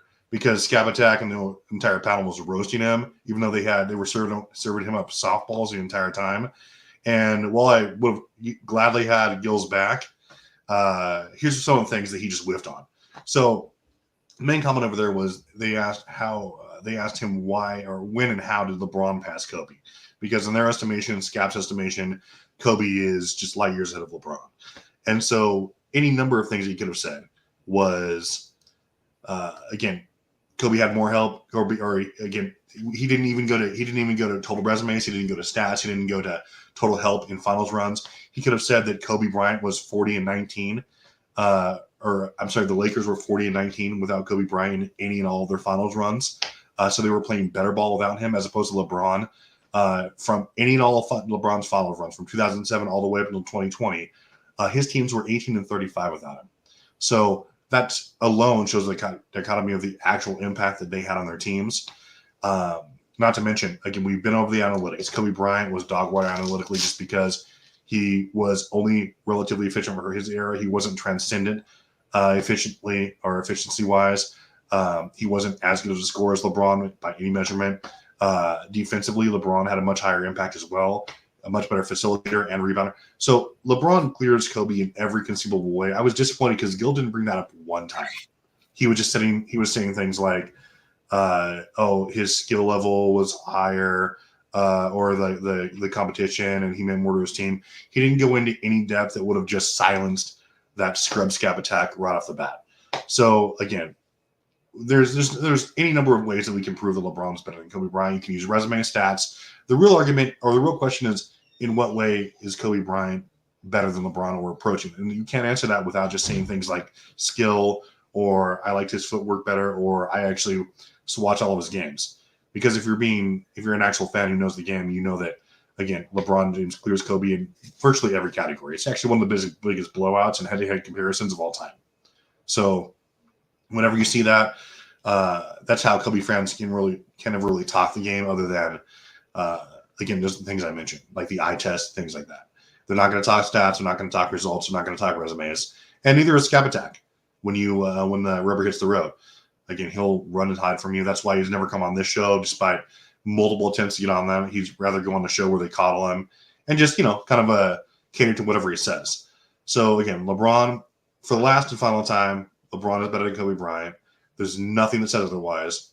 Again, if we get awards, that's anything. We're not going to go over that again because it's just boring. But next week, we'll have a far better in-depth debunk of the next narrative, too. So, quick question of the day was, once again, from Adrian Knight, the GOAT. So you're letting Adrian, guys, in the chat, you're letting him and AAR ask all the pertinent questions. I'm beginning to think we don't have any actual basketball fans here. So his question was, will the Lakers win a title? Adrian, it's possible. They're starting off great. They're shooting hot. They're playing good defense, relatively speaking. They can improve there a little bit, but it's only 3 games deep. I don't know. It's who's the healthiest throughout the end of the season. I still think the Nuggets are going to turn it around, although I think they're very thin on the bench, but we'll see how that goes. Oklahoma City looks good, but we'll see. Lakers have a good shot, as good as anyone right now, but it's just out the gate. So we'll see how that goes. And again, day whatever long of asking Scap to come on here and defend himself, we know he won't do it because he's a scrub and a coward and a casual. So that's it for today. All right, indeed. Shout out to UT Perfect. Thank you for that, man. That is a great job by you. Again, ladies and gentlemen, that is the chat bomb with T Perfect, where he goes off on you guys and lets you know that you can't talk the game of basketball. There's something wrong with you if you're just in the comments hating all over the place, if you're out here creating content, hating all over the place. So shout out to you, Travis. We appreciate you and what you do best. Can't wait for you to continue to explode and bomb on these dudes' paws when they come with their horrible takes as well, man. So again, ladies and gentlemen, that was the chat bomb with T Perfect, man. Thank you. As y'all know, this is the GOAT James Kingdom show, where we got our normal panelists as usual. We got T Perfect, King John, Craig King here talking the game of basketball. I'm actually going to get up out of here, ladies and gentlemen, because I got to go watch my Miami Heat celebrate Dwayne Wade. Yes, y'all, Dwayne Wade. Y'all see the jersey in the background. I'm a big-time Heat fan, like I've always told y'all. Biscayne in June, okay? Biscayne in June. 2040. In 2040. whatever. Listen, you can have the Super Bowl championships, Brandon. Our teams could meet each other in the Super Bowls, but when the Lakers and the Heat play, it's all war. It's all war between you and I when it comes to the Lakers and the Miami Heat when we get to June. So we're gonna have some fun then. You always lose though. The 49ers shut up, always man. lose to the Chiefs. Shut The up, Heat man. always lose to Shut the up. Lakers. Shut up, man. I don't get So nobody you asks gave you me none of 2 that. titles. Ain't nobody asked you none of that shit. Ain't nobody asked you about none of that shit. But anyways, y'all know what to do, man. Hit that like button, hit that subscribe button, become a member of the channel. Shout out to all you brothers, man. Thanks again, man. And again, tomorrow I will be doing the Heat Hour right here on the GOAT James Kingdom platform, and we'll be talking about my Miami Heat, and y'all will see all the footage and everything that I do from that. So thanks again for joining us. But we're gonna keep the show going. I'm gonna get up out of here. Thanks, y'all. Peace. Right. All right. See. Say All right. back? So. Dip like that. All right. So I'm gonna drop the link. I'm gonna bring up one at a time, anyways, so we could go ahead and continue discussing this NBA season. The link is dropped, so you guys hit it when you can.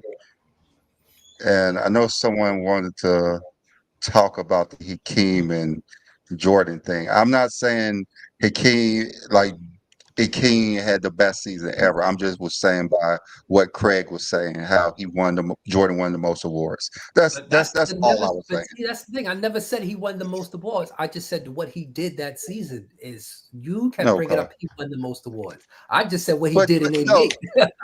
I was fine with that. And then you said like for someone to have a better season, they have to win. I just said when to have a great season in this era, yeah, would have to do all of that because those are all the new. Like I said, Hakeem and Jordan cannot get it in season tournament MVP, but KD and Devin Booker can.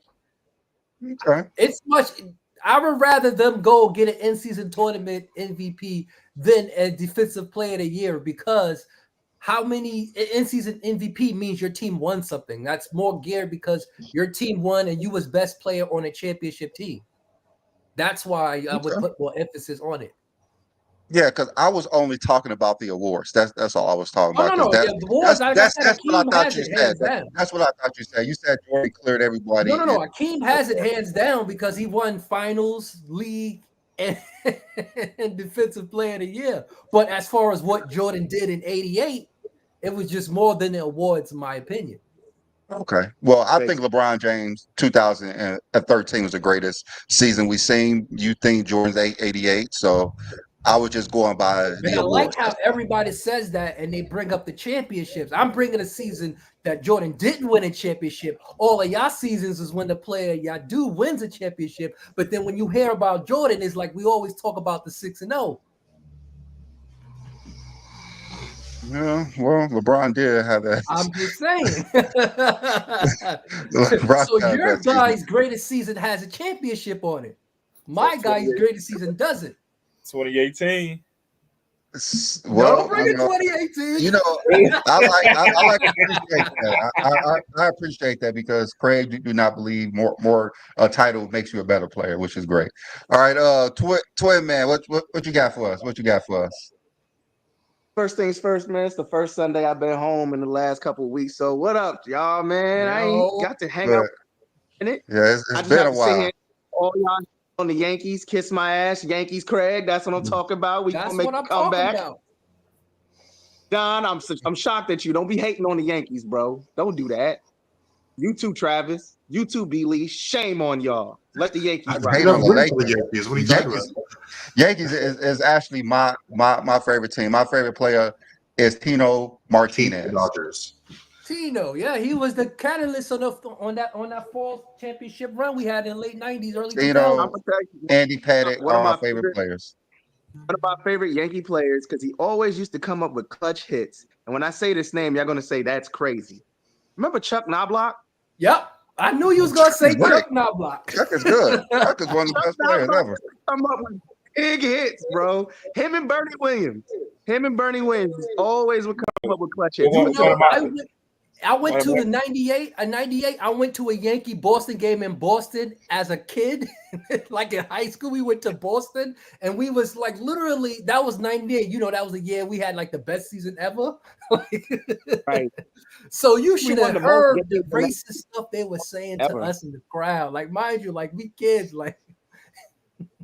Yeah. So Boston who fan. all remember playing that RBI? I think that's the name of the video RBI game. baseball. Yeah, I Yeah, I used to remember love that that. game with the Yankees. Well, that's the reason I'm a Yankee fan. That was my team. I used to play that game. Well, I became a Yankee fan because I went to school.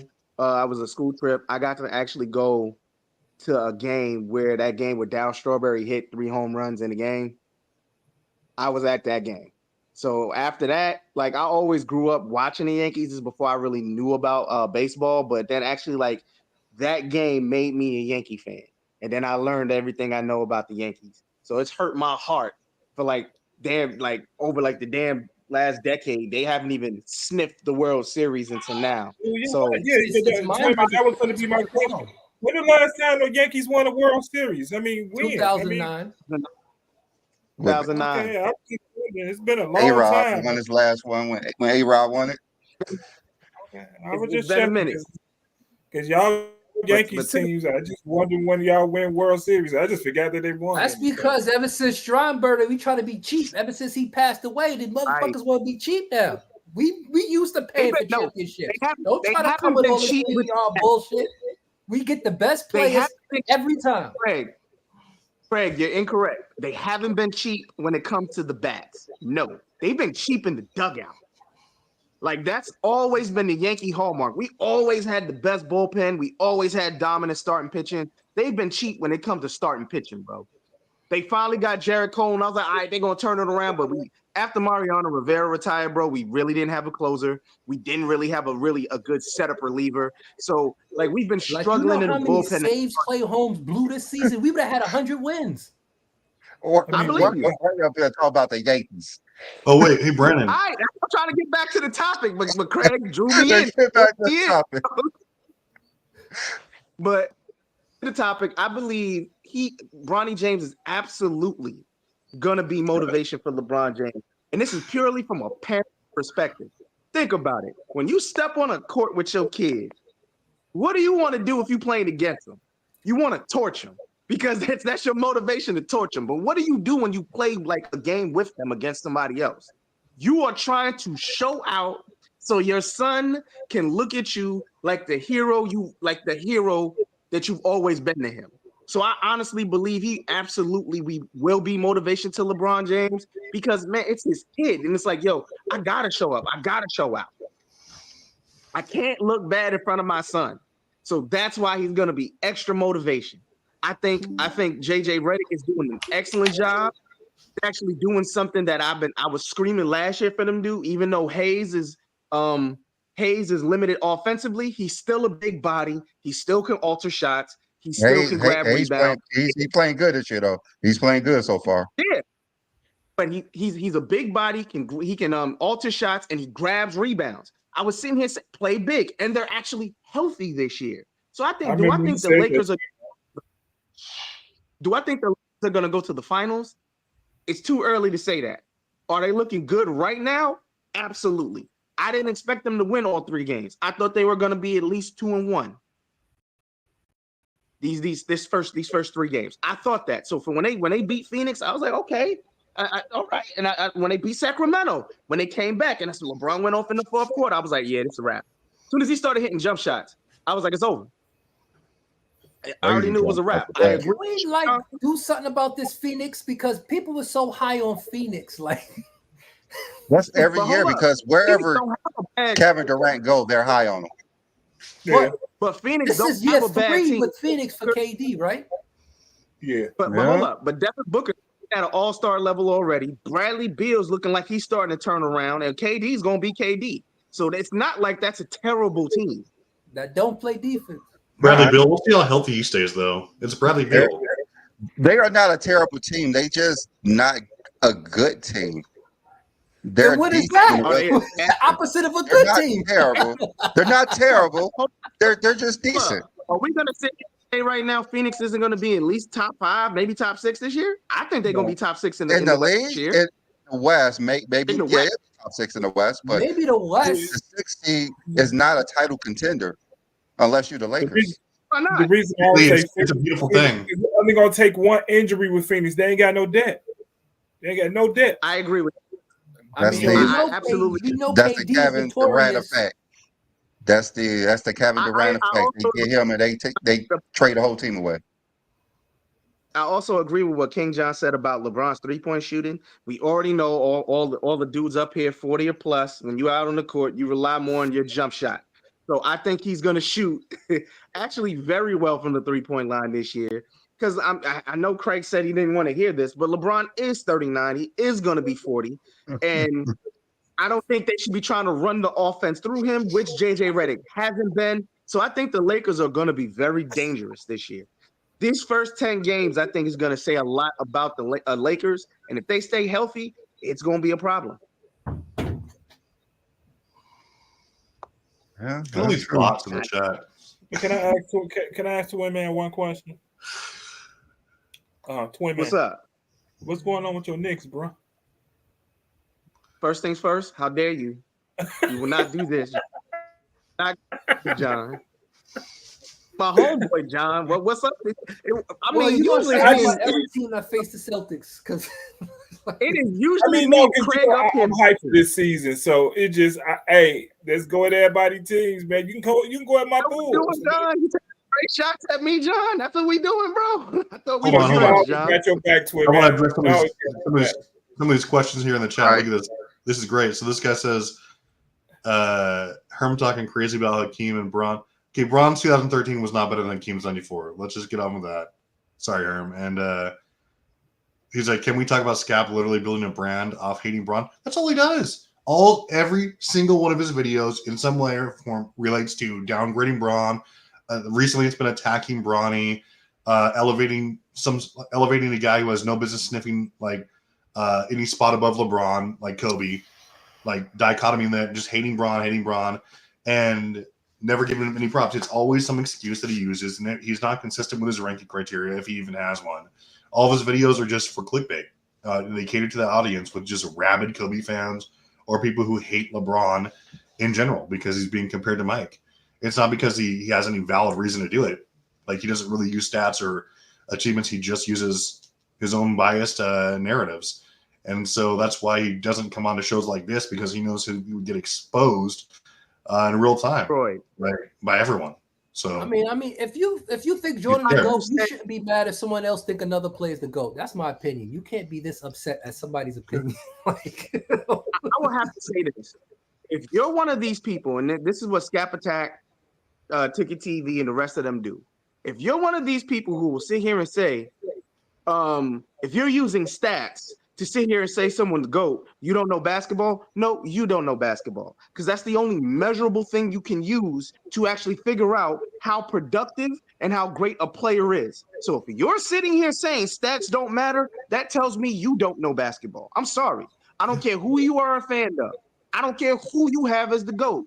If you're sitting here saying your eyes is better than stats, I'm going to say you need LASIK, contacts, bifocals, and you need the eye of God. You need that third eye in the middle of your damn head to sit here and help you if you think your eye test is better than stats. Basketball in every sport is measured by stats. That's what we use. So to sit here and say we can't use stats to put anybody as the GOAT, you sound drunk. All right, y'all. Let me go ahead and get some more people up here. Twin Man, I'm gonna just leave you up since you're part of the show anyway. All right, King Money Fly, what's good? What you got today for us? Man, what's good, man? First off, I want to touch on what Craig was saying earlier about the '88 season. He was saying you couldn't use Hakeem because that's a team stack for as a championship. All I'm going to say to him is, I'm glad you saying that, because when we say this about Jordan, about his 6-0, that's what y'all be harping on. And we be trying to tell y'all that's a team accolade, but y'all want to keep using that to boost him. And we be like, yo, it's a team accolade. And it's just so funny today. Y'all was talking about the greatest season. And he said he couldn't really use Hakeem because he finished with the finals MVP, because that's a team thing. But my whole thing is, and why y'all use it for Jordan, because he's 6-0. Like, that's a team thing. You know what I'm saying? But y'all use it for him. Hey, y'all use it. I ain't saying you use it, Craig, but I hear people use it. I hear people use it, though. that I picked a season that he didn't win a championship, and everybody else I know. season for their favorite player, they won a title. So what I said is, well, if that's the case, if the title is that much important, why do y'all say when someone bring up Jordan 6-0, why do y'all harp on that's a team achievement? If your favorite player's season predicated on them winning a championship, then why you get mad when someone say the reason why someone is great is because of championships? Well, Craig, No, this is the thing. This is the thing, though. And this I is what never think said you're anything. I said what Jordan did in '88 season. I didn't say because he won the most awards. But nobody's overlooking championships, Craig. That's the thing. Nobody will ever overlook championships. But you never heard me say Jordan's said, the GOAT because he's 6-0. Just throw that out there. And you're absolutely right. Now I was going to say I've never heard you say it, but you already know that's the primary argument. It's a dumbass argument, but that's the primary argument people use. But wouldn't you use the best attributes of your player to boost them up? We could use other stuff besides the chick championships, but Craig, but to be fair, you always say 6 is more than 4, so you always say that. Yeah, 6 final MVPs is more than 4 final MVPs. The fuck? But if you use everything outside of championships, he's not really gonna measure up because then we have to talk stats, and it's not Jordan does measure up. Jordan does measure up. All right.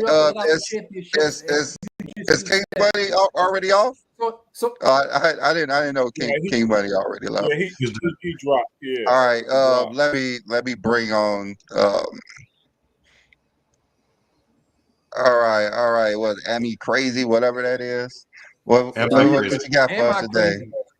Yeah, man. Y'all stop talking about the defensive player of the year in this 88. Jordan was the leading in steals on that season. That's why he got it. So we're gonna stop that narrative.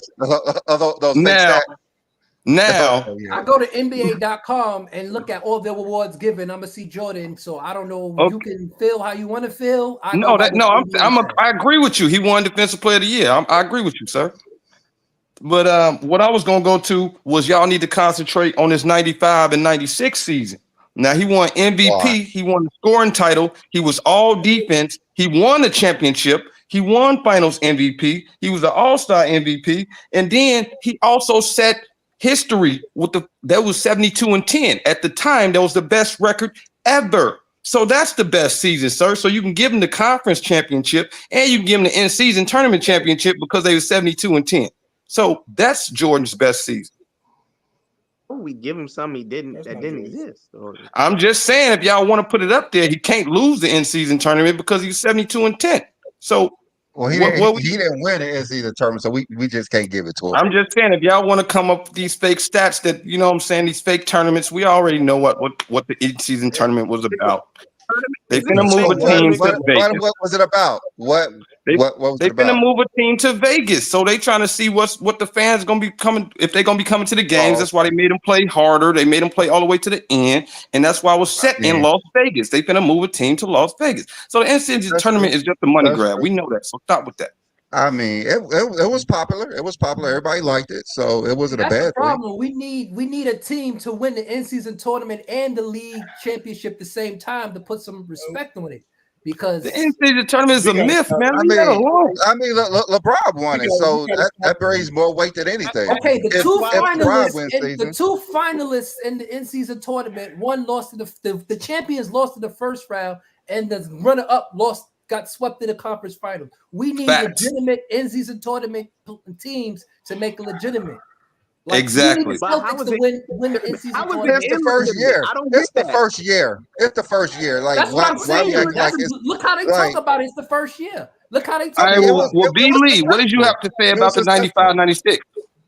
Do you have anything to say about 95-96? That was a great season. It was probably the best season. Was it better than the Kings? As a player, as everything, like he has the championship in that. He has the Finals MVP in that one. He has a historic team, 72-10. As a player, You don't have DP as a player, yes. He has a scoring title. He has the MVP. He's all defense. He's all NBA. Better than Hakeem. You don't Still have not better than You Hakeem, don't bro. have BP on Wiley yet. Excuse me? Player of the year. You don't have defensive player of the year, so it's not. He's all defense though. It doesn't matter. So Hakeem had a far better stat line than Jordan that year too.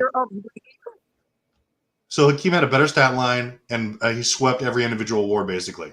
So how has Jordan have a better season? Well, or if you're talking team accomplishment, he had a way better team in '96 than Hakeem had in '94, sure. But that's why they won 72-10. That means nothing when you're ranking individual players. Well, he has MVP. He has a scoring title. He's defensive. He's all defense. Season. Also, Hakeem was dropping like 4 blocks a game, like 27, 11, and 4 with 4 blocks. Why are you trying to use the team record? Why is he trying to use the team record as a feather in the cap for an individual player argument? That makes no sense. The team's record means nothing if we're talking about what each individual player did, the awards they racked up in their best individuals. So that had his team record means nothing to me. Okay, so his individual records: MVP, scoring title, all defense, all NBA, finals MVP. Okay. All-Star MVP too. All-Star MVP too. Okay, I mean, so forget the team. good. Even though it was great. It was a great season. It was a great season. I personally don't think Hakeem I'm not a big debatable fan in the first place. So I'm going to put Jordan ahead of him. But just for what they did in the season, Hakeem basically swept all the awards. So if we're just looking at that, we have to say Hakeem because he swept the awards. Hey, I want some of these people in the chat to pull up with these hot takes that they're staying safe in here. Like they're all these ladies supposedly in the chat. Sure, come up in here. I know all those bots. Yeah. All right, y'all was talking about Bronny. Is that the conversation, Bronny? Talk about no, they're talking about Scap and about Gil for my takes, but they're gonna stay safe in the comments as usual. Yeah. All right. Okay. I'm saying, what's the main topic?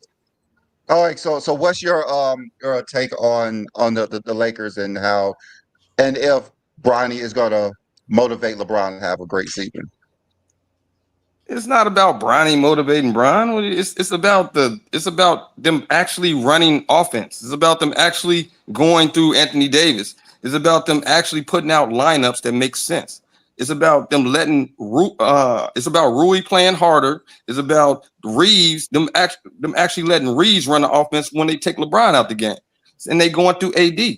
That's what the whole thing is, Sam. It's actually been a Gabe Vincent site in 2 years. I ain't seen him until just now. So it's like everybody contributing. So, and then JJ actually doing a great job coaching, to be honest, but as far as Bronny even being in the league and the history, I mean, the history they made and all that, it's just going to be history with an asterisk on it because half the people don't think he's supposed to be in the league and half the people think it was nepotism he got on. So it's going to be history, but history with an asterisk on it. That's crazy. Yeah, a bunch of haters out there. Boy. That's just my opinion. I'm saying. Topic. I know. You I have got a question. your opinion, got a narrative. Got kids, bro? I'm waiting on responses. I'm just. No, Do I have children? You got kids? That's your opinion. Yeah, go ahead, Twin Man. So we can move on. Bro, you got a son at all? I'm just curious. No, I don't have a son, sir.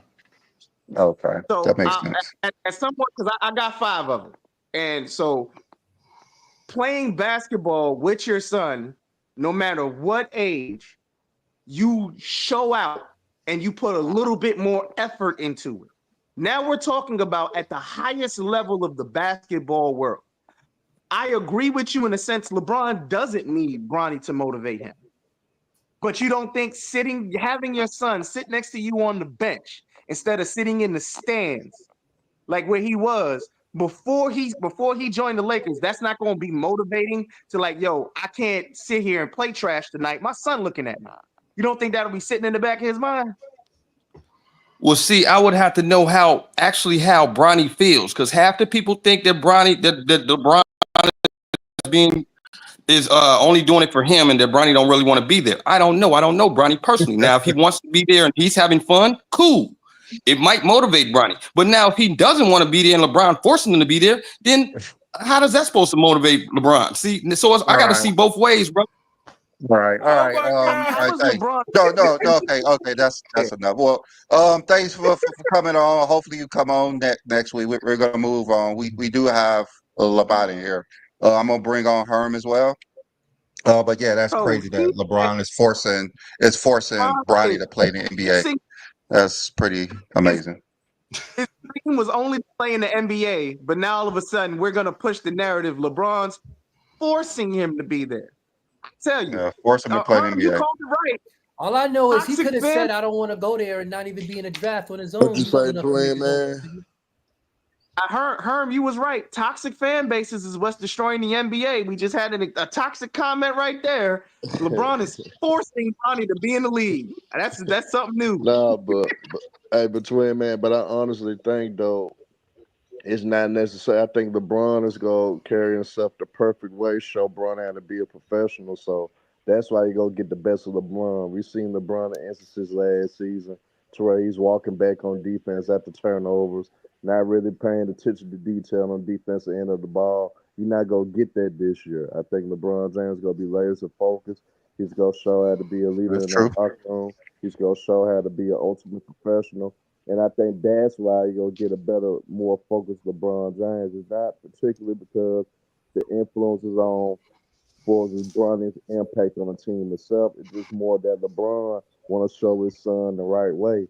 And honestly, he won't be able to critique his son if his son sees him walking back after he turned over the ball. He's not going to be able to critique his son and give his son the right advice if his son see him not paying attention to detail on the defensive side of the ball. So LeBron's just basically leading his son by example and showing him, hey, this is what you need to be if you're going to be successful on professional level. So that's why you're going to see a more focused and more, see more focused and more motivated LeBron James, honestly.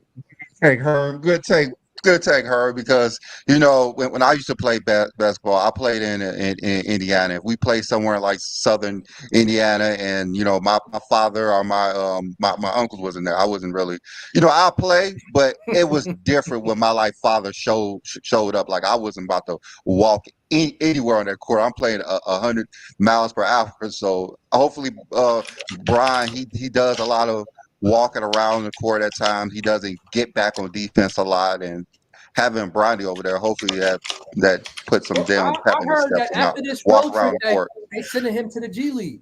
I heard he's not even gonna be there after this road trip. They sending him to the G League. I mean, But they he play still in like goes to lead by the G example, League, and they come straight back to the same game, because I forgot the dude on the Lakers, Christie. He would play in the G League and in NBA the same day. So it's possible. It's possible. Well, I would hope What's he up, goes somewhere and get some what you playing got for us, time. Lamont? Nah, I was. I mean, I was listening to Craig talk. He trying to have it both ways, right?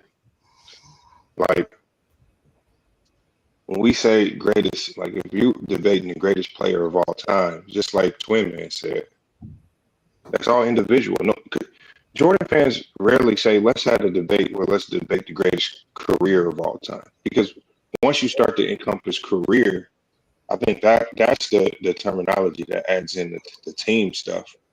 Like, so when you say, so nobody is saying Jordan wasn't the greatest player or wasn't the best individual player in 1988. I think he was the best individual player in 1988. But did he have the best individual season because of 1988? I don't think so. Because to encompass having the best individual season, that terminology then brings in what your team was able to accomplish, your playoff run, if you won any awards in the playoffs, like the Finals MVP, if you did anything, and that's why I just think, I mean, if you're gonna have an individual player debate, just like Twin Man said, have that one. If you want to have a career debate or a debate that encompasses what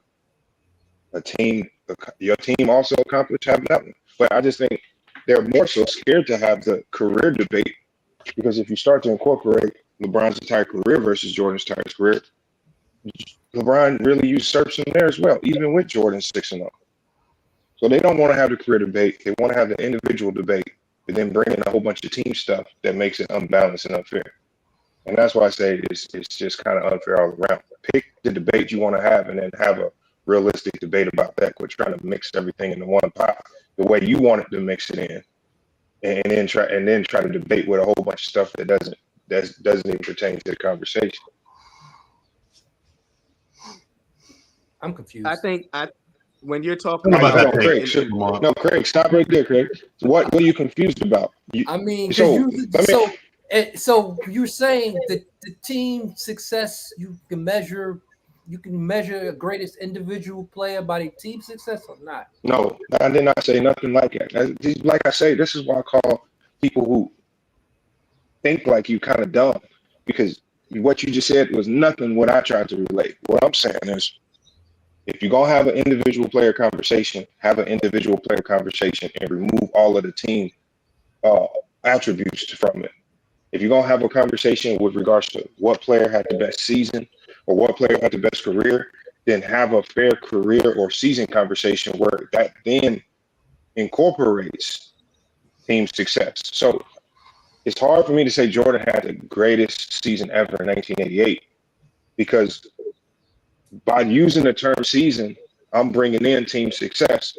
He didn't have much team success in 1988, and he didn't have more success than players like LeBron at his peak or in his best individual season and things like that. So it's hard for me to even incorporate Jordan in that, because LeBron did much more. He had a better team, better playoff run, more success at the end in some of his best seasons. Jordan didn't. Jordan's best season ended in complete team failure. So Lamont, just to be clear, you're saying that LeBron's career you're saying that LeBron's career surpasses Jordan's, but like besides like the team success, like what more finals appearances and more. I'm saying if you stack up LeBron's entire career, because if you go career for career, if you put LeBron's career versus Jordan's career, LeBron's career, everything from individual to team success supersedes Jordan's by miles, and it's not even close. Team success? How team success by miles? Okay, so because team success incorporates everything, so that means deeper playoff runs, right?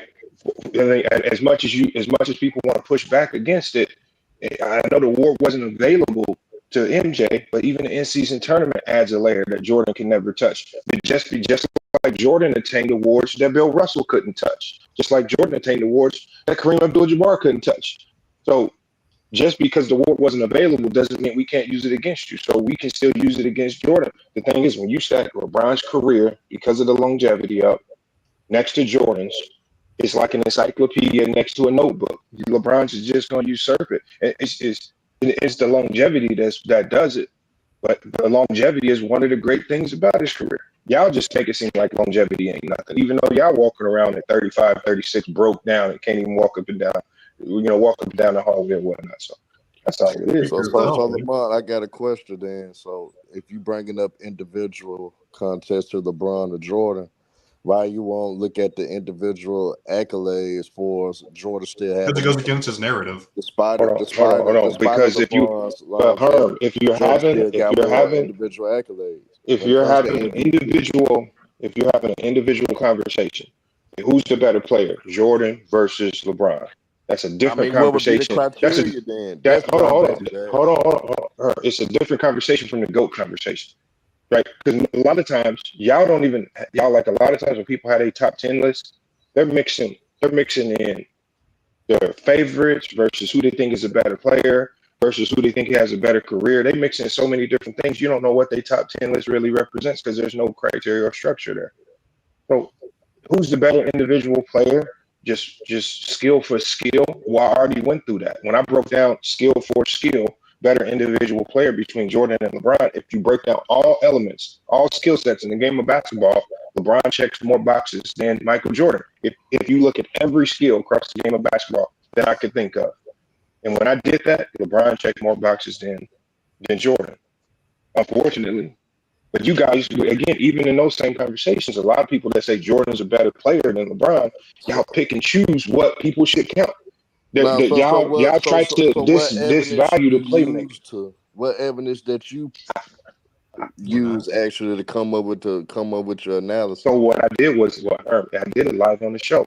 I said I had over 50 something different types of categories that could be categorized or labeled as skills in basketball. Right? As many, and then I even asked the chat. I said, if I'm missing anything, y'all fill me in on what more skills I should add in. Everybody said, yeah, I think this covers everything. So we go down the list. LeBron checked more boxes in the game of basketball than Michael Jordan. If you're just saying who's the better individual player. So even if you go down that route of who's the better individual player skill-wise, it's still LeBron. If you go with career, it's still LeBron because he's just done more. He's accomplished more. Right? The longevity is what really adds to that. And if you want to say who won more championships, really, okay, that's Jordan. He won more championships. That's really the only conversation he can win.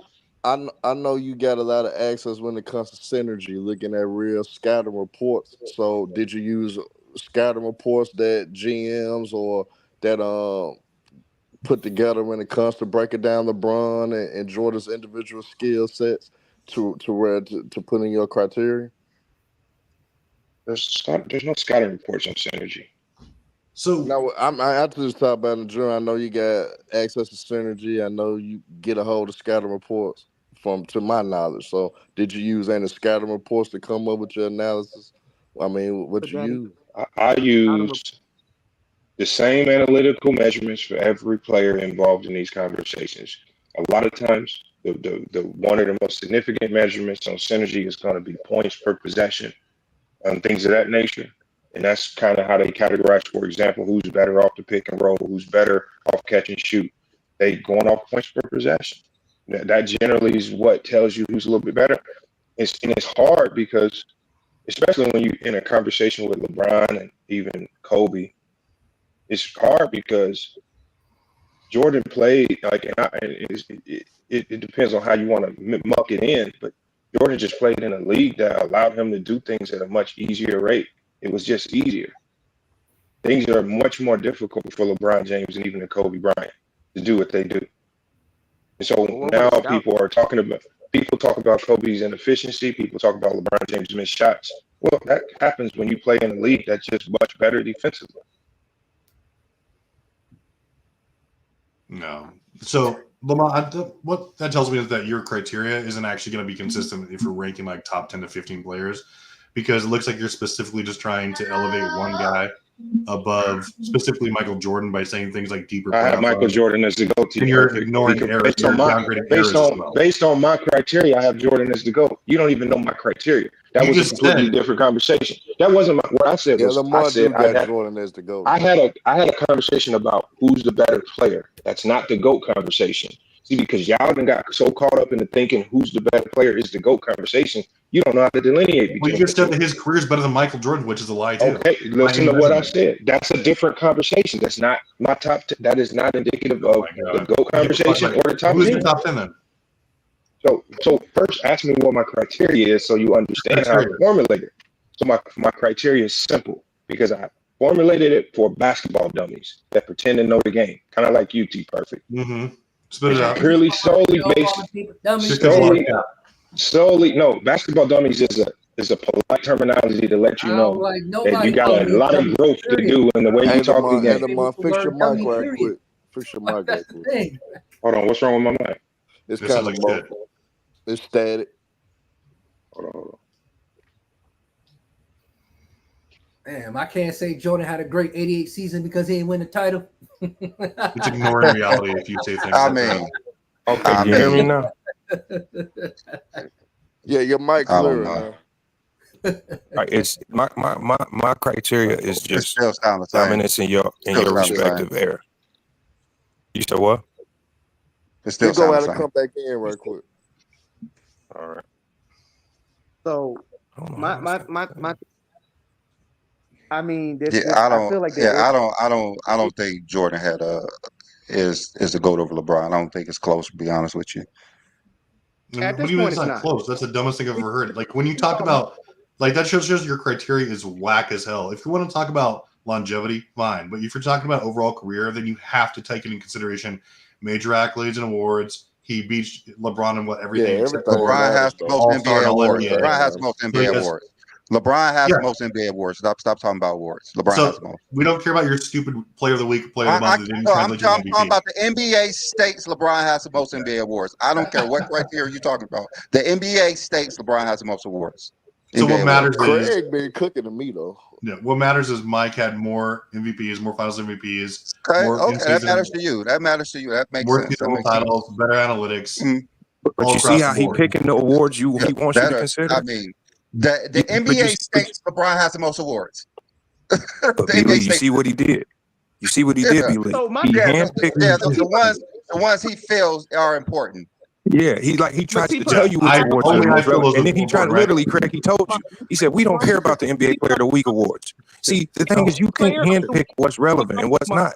Sure, we can. NBA award. No, you can't in your criteria, but it just makes you less credible. Not really.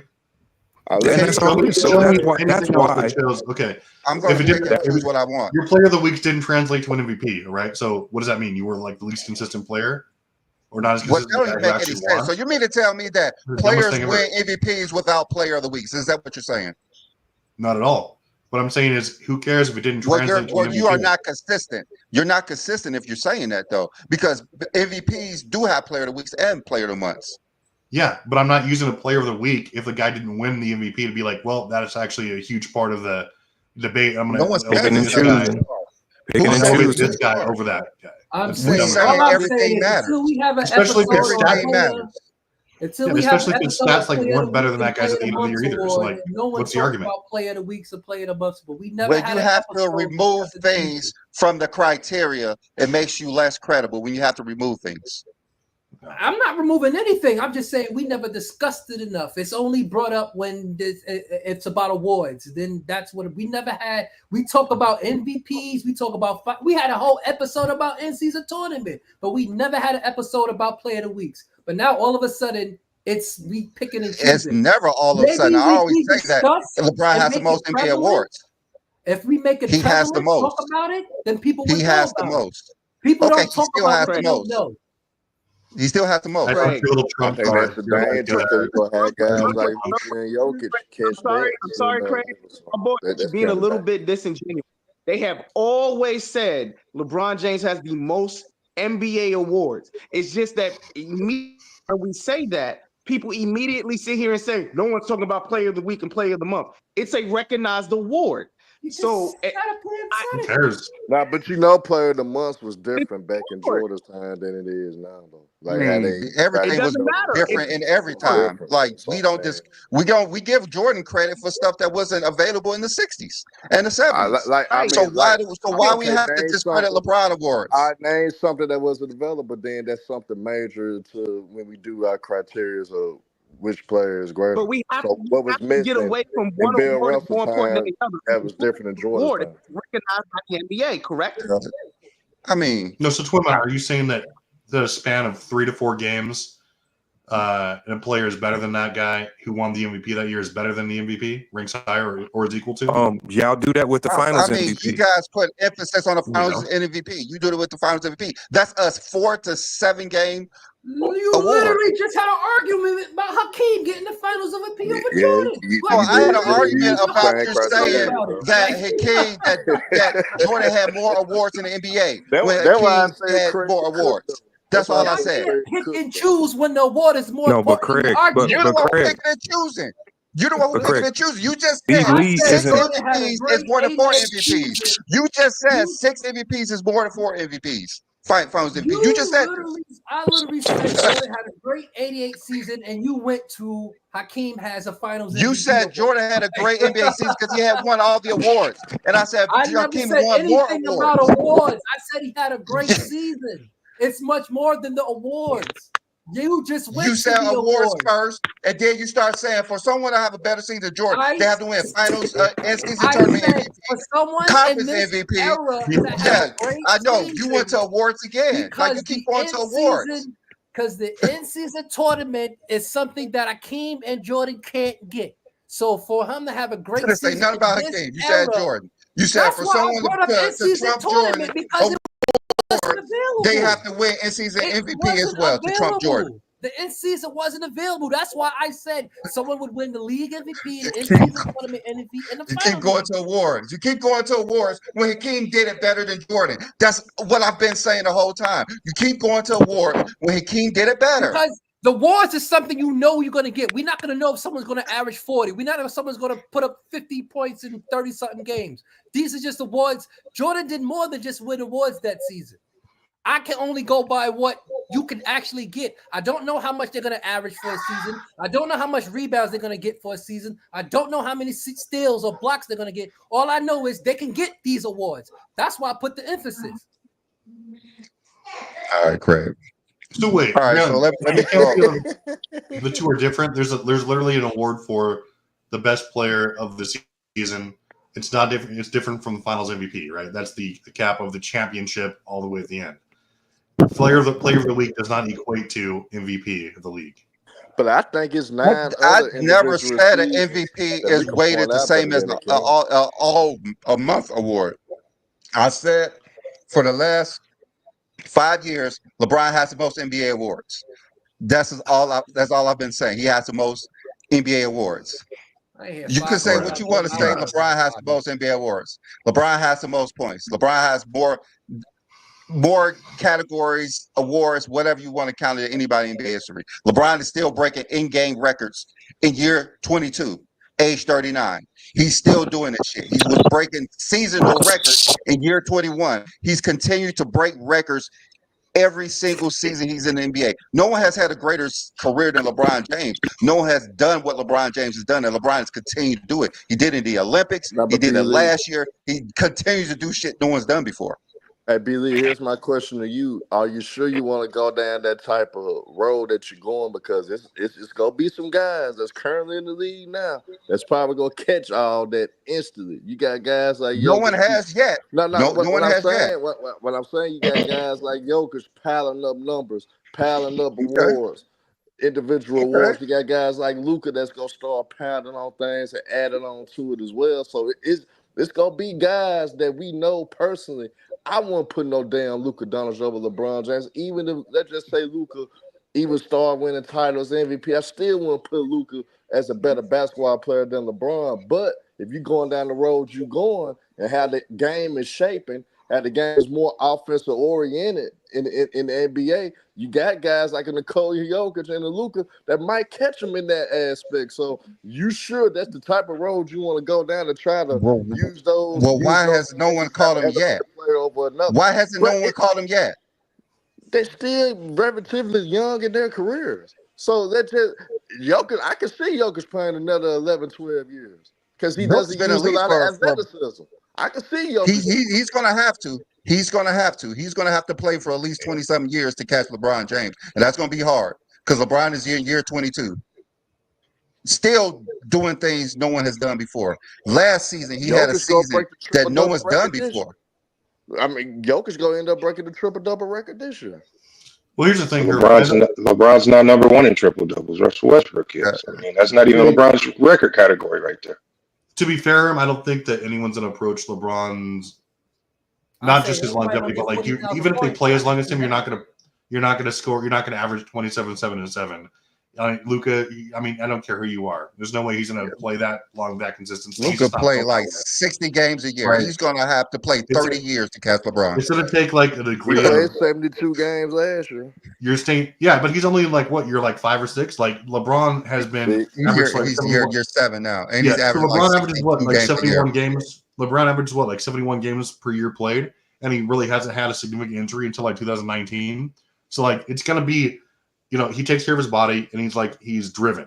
So I don't think we're going to get that combination again as far as the production plus the years played. I don't think we're ever going to see it just from like a possibility perspective. Now because we haven't seen it, but like you said, we never thought someone would break Kareem record. It happened, so I can't even see that no more. Yeah, I mean, it took like 50 years. Yeah, but he made the record in 82? Yeah, but Kareem's record was built off his first 10 years, not like, or his first like 11 or 12 years, not like his 20 years that he eventually played, because his like averages went way down. That's not the thing. That's not the case with LeBron. LeBron's putting this out of reach because he's not dipping at all. Kareem like fell from like 20 points per game in like That's 81 not and true. 82 Kareem to like broke the record. It was 14. 31,000 points. Kareem Yeah. added 7,000 points onto the record. Yeah, exactly. That's the But like record. he wasn't the best scorer or top 5 scorer in the league in like his last 6 years. So like LeBron has to quickly. I mean, LeBron just had a 30-point triple-double yesterday. That's what they're trying to catch. Someone who's not slowing down.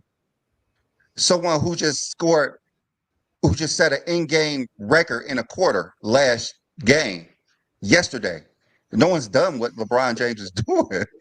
Continue. Like, it's going to be hard to catch this dude. We're saying Luka going to catch him, but he played, 70 games once?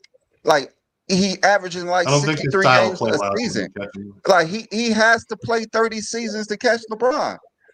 Like, how's this going to be possible? That's the difference between your GOAT, my GOAT. You're disgusting. My GOAT, you don't need 30 years to achieve what he achieved. You don't need 30 years to play to achieve what he achieved. Can we get Jim Brown up here? That's why he hasn't achieved more than LeBron, because he didn't play that long to do what LeBron's doing. Can we get Jim Brown up here? Like, Doesn't break any always game has stuff season. to say. I mean, this Jim Brown dude, I think he's the dude who changes his profile every week. First, he was Adrian Peterson. Like, he just changed it to football players every year, saying, me and you are discussing. So I know it's the same person. He just changed his profile picture or title every week. Retrieving disgusting. Yeah. So BZ, how you feel about what Kendrick Perkins said that he feel like the longer LeBron James plays, it hurt his legacy? How you feel about? I mean, that's just stupid. It's stupid. It doesn't make any sense. I don't know what LeBron doing playing longer hurts him. Like, what hurts him? You don't see all those memes now? The most missed shot. You don't see all those memes? Like, see, this is what I mean. Now who cares? Now we picking and choosing. Are we picking and choosing? So Craig, he's supposed to quit basketball. He's supposed to quit basketball because of a meme. He's supposed to quit basketball because of a meme or somebody saying he missed a lot of shots. No, I'm saying what he said in general, not because of what I'm saying in general. Like, it's not gonna hurt. Of course, he just because he in year 22 now. Okay, explain to me how that meme hurts his legacy. What do you mean? He just literally made the record for the most missed shots. Okay, explain to me. Explain it. If he didn't play in 22. Explain to me how that hurts his legacy. You mean explain to you how he has the most missed shots in history? Okay, now explain to me how that impacts or hurts his legacy for missing the most shots. Because he missed the most shots in history, so therefore they're gonna call him what they call Kobe, a brick. Okay, but to you, so I want you to explain it. it. Don't affect to me, but it does have a No, bearing. nobody calls Kobe a bricklayer. Number one, he has 2 number 1 categories that's in the negative. You telling me that's fuck it? Okay, now I just want you to tell me, how does it negatively impact his legacy? Negatively impact his legacy. It don't. See, you're struggling. It don't hurt him. Nobody cares. I'm literally just saying it does. It has some bearings to it. You can't. No, it doesn't. And say because it just. So if it don't have any bearings, then the all-time record, the all-time scoring doesn't have anything on a legacy either. No, because it's like this. It's like that, Craig. Because he missed the shot. That's what you want to do. No, because y'all been ridiculing Kobe the whole time about him missing the most shots. Who's y'all? Who says bad things about Kobe? Who says bad things about Kobe? Kobe's one of the most highly favored players in the NBA. An episode saying Kobe is not even in the top 10. Who? I don't think he's top 10. I mean, people say that. I think he's the 3rd greatest player I've seen with my eyes. There's a lot of people that don't think he's top 10. I never had him. This was before his death and after his death. I never had him top 10. That nigga Craig cooking, man. I don't care what y'all say. Craig is cooking because he's saying that because he has the most best shots. Y'all want to No, Craig. He can have it. We just don't care. We just don't care. He can have that. So we don't care about play of the month then. If you so hold on. So Craig, how is B Lee picking and choosing? How is B Lee picking and choosing when he's using everything? And you're not. Hold on. You're not. Hold on. Wait, hold on. You just said, you said Craig was picking. I mean, you said B Lee was picking and choosing, but he just says I'm using all the awards, regardless of how I weigh them. But you're not picking and choosing when you're completely disregarding certain awards because you don't feel in your emotions, you don't feel they're weighted properly enough. So you're the one picking and choosing. Then you're yelling, talking about everybody else's picking. Play of the month. I said we don't make it prevalent because we don't discuss. Okay, so how do you weigh? So how do you weigh them in your? How do you weigh them in your arguments? In my arguments, we don't talk about play of the months in none of our. So you don't weigh them. So you don't weigh them, right? So you pick and chose and decided not to weigh them.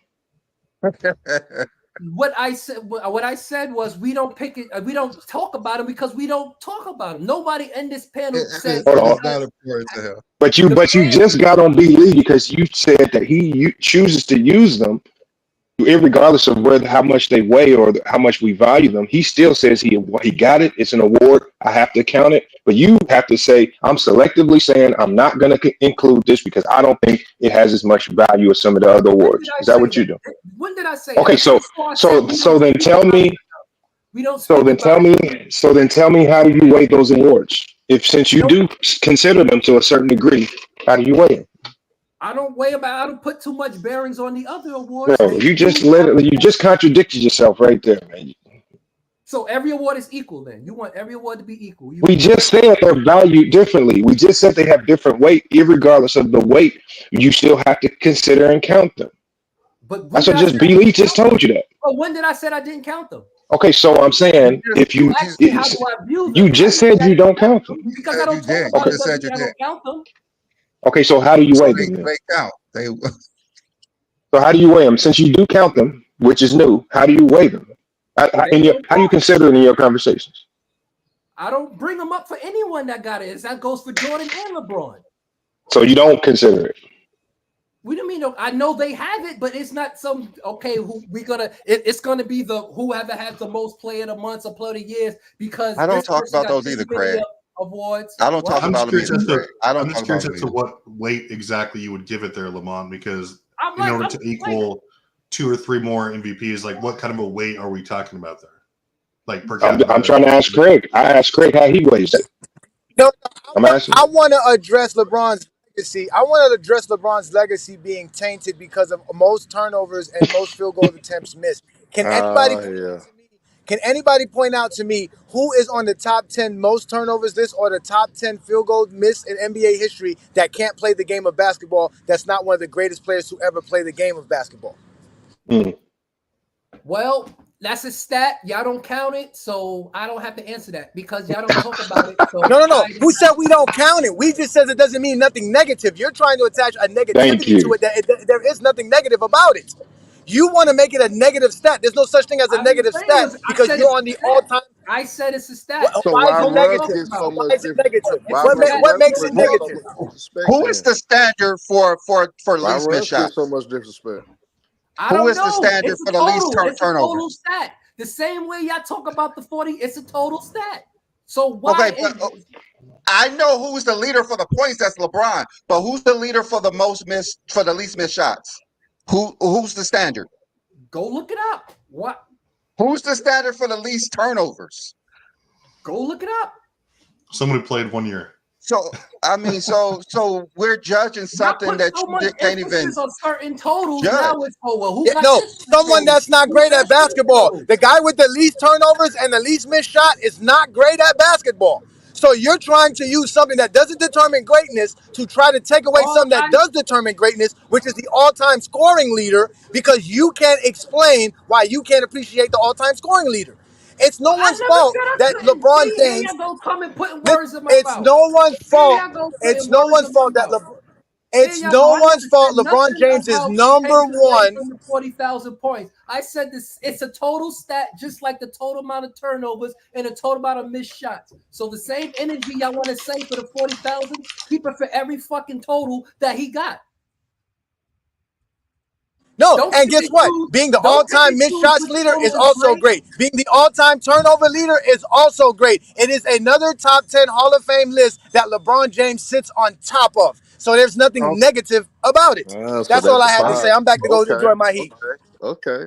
Picking and choosing. I'm about to list the missed shots. So it's LeBron, it's Kobe, John Havlicek, Elvin Hayes, Karl Malone, Dirk, Melo, Kareem, Jordan, Vince Carter, Dominique, Russell Westbrook, Rick Barry, Dr. J, Elgin Baylor, Allen Iverson, Wilt Chamberlain, Paul Pierce, Kevin Garnett, and Dan Issel. Like, these are all great players. So that doesn't mean that it's like a terrible thing that he Bob has the Bella most out missed there. shots, because he has Kevin, made wait, more But shots than he where, missed. hey, He's where's made Kevin more Durant shots ranked? than he picking missed. and choosing though. Really? Honestly, slick is Huh? picking and choosing. Was Kevin Durant on the list? He was down on the list. What a Like god! he like if you was to do a quick search like with the superstars with the least miss as far as the all time great players, I think Shaq would be one of those guys that probably when you look at the all time greats, I ain't saying of all time, but Shaq probably out of all the all time greats got the least miss attempts of all time, I think, if I'm not mistaken, because he did have great shot selection. He always was at the tops of field goal percentage for 10 straight years. So you look at that, Shaq, when it comes to that, probably is one of those Shaq all is time greats that 67th. didn't miss a lot of field goal shot attempts. Shaq is 67th, and I'm looking to see which top 20 player has less than him. I don't think, Yeah. other than Bill Russell, because he didn't play that long. Ishmael says he's in the Steph back. Curry is actually high up there too, though. Steph Curry Yeah, is Steph is up there. Steph is up there. Kevin Durant is 32. Scottie Pippen is 64. Steph is so like 46. when you look at it Put the that bub down. aspect, But I said it was Shaquille wrong. Ishmael wants to come up here and be like, Okay, let me bring Ishmael up. But it all depends how we look at it, though. But if I look at it for as one of the all-time great players that didn't really miss a lot of attempts, Shaquille O'Neal is "Oh, at the can we get top. Dart up here? Dart in the house? Dart wants Yeah, to come chop it up." just like we said that just like we said that LeBron made more than he missed. So hey, it's all good. Where's Dart at? I thought I saw him in here for a minute. No, let me see Dart. All right. Ishmael, what you got for us? Yeah, I just want to say that last night's game was unbelievable, man. I think it's just a testament to the fact that LeBron James can turn it up whenever he can, but what he's doing is like it just seems like he's playing naturally within the system that's getting everybody involved. And I just thought that's why I thought LeBron was better than AD, because with the intangibles and he edges him out, that he has the capability of trying to what I've witnessed last season, that he's helped the team through pressured situations or get him over the hump, and he still has that ability. Like having an in-game record like that is just, I don't see why anybody else would have him to go or say that anybody has a better career than that. His longevity is just Ishmael, impressive. you want to know the truth? Why that he had a great game last night against the Kings, bro? You want to know the honest God truth? You know he owns DeMar DeRozan, right? The kid that he's been owning for years. That's what it was. That's the context. That's the context that That's you what it need was. right there for last night. DeMar DeRozan. Okay, yeah. Played for the What, Kings. LeBron told something like that? Because Yeah. I think the Lamar, King, if DeMar DeRozan wasn't on that team, motivates they him. would have won last He night. motivates him. All right, let me Bro, bring up. y'all need to be careful. These Lakers are winning games in the fourth quarter, man. This is something they weren't doing last year, man. This tells you it's a different scheme and culture there. Like, yeah, I don't. The way they winning games, I don't think it's gonna stop. Be good at. You remember before the season? Yeah, I said the Lakers were I gonna wanted be to good, say, though. yeah, I've been keeping an eye on it. It's just that the team is just so different. The morale is different. Like JJ Redick is It was like gonna be different involving anyway because you himself was in the gonna get practice. It's the LeBron same James. team. It's the same team, but yeah, I get what you're saying because Three games in. It's Bronny James. Bronny James changed the whole energy, and nobody wants to admit it. Nobody wants to admit it. It's Bronny James energy. Hey, the he man might who have. called it though. I've been called it. I said this a while ago. I said this over the summer. I said Yeah, Bronny James is just gonna make LeBron play harder Yeah, you and did say smarter, that. not harder. Lamont It's gonna always make him said play that. smarter. Because last year, I didn't think last year LeBron was playing smart basketball, and he's known as a high IQ player. This year, he's back to being more strategic in his approach. This was a slow game, a methodical game that he had versus the Kings. He didn't really activate into the fourth when he really needed him. He had a different approach versus the Suns, just kind of letting AD barbecue in the first two games. His approach this year is what needs to worry people because he being more calculated. So as long as they stay healthy, it's gonna be hard to beat this Laker team. Yeah, I they're agree. playing And so much better Billy, I with each think other too, Legend of man. Winnie. I think Legend of Winnie is trying to hop on, man. A-Lo. Like All right. everybody is All right. getting, everybody is involved too, man. All right, Peter, what you got for us? What you got for us? I know you've been waiting. Man, what's happening? What they do, bro? Yeah, That's man. So good. yeah, as far as the topic, not much, man. As far as the topic, I could see it being something because I forgot which player it was. It wasn't Kobe, but some player was making a comment that throughout the season, particularly as you're making deep playoff runs every year, you do have that fatigue, that mental fatigue, during the regular season where to get up for a game against the Pistons in January or something, it gets hard. So I could definitely see somebody having their son there, giving them that little extra juice. I think it's something to that. If I was to quantitatively put nothing to it, I don't think it's much. You know what I'm saying? But it's something there. I'd say it's something there. But if this thing is true as far as him going down to the D League, I don't know how much value that would have or how much juice that would give LeBron. That said, the 88 topic, Elijah Jordan.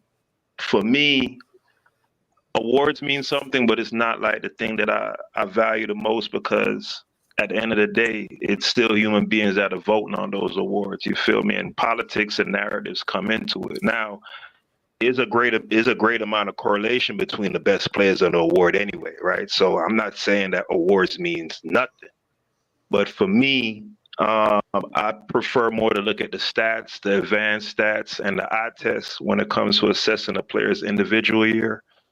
And for me, Jordan's 88 would be, if I had to select Jordan's absolute best season, individual season, I would say it would be that season.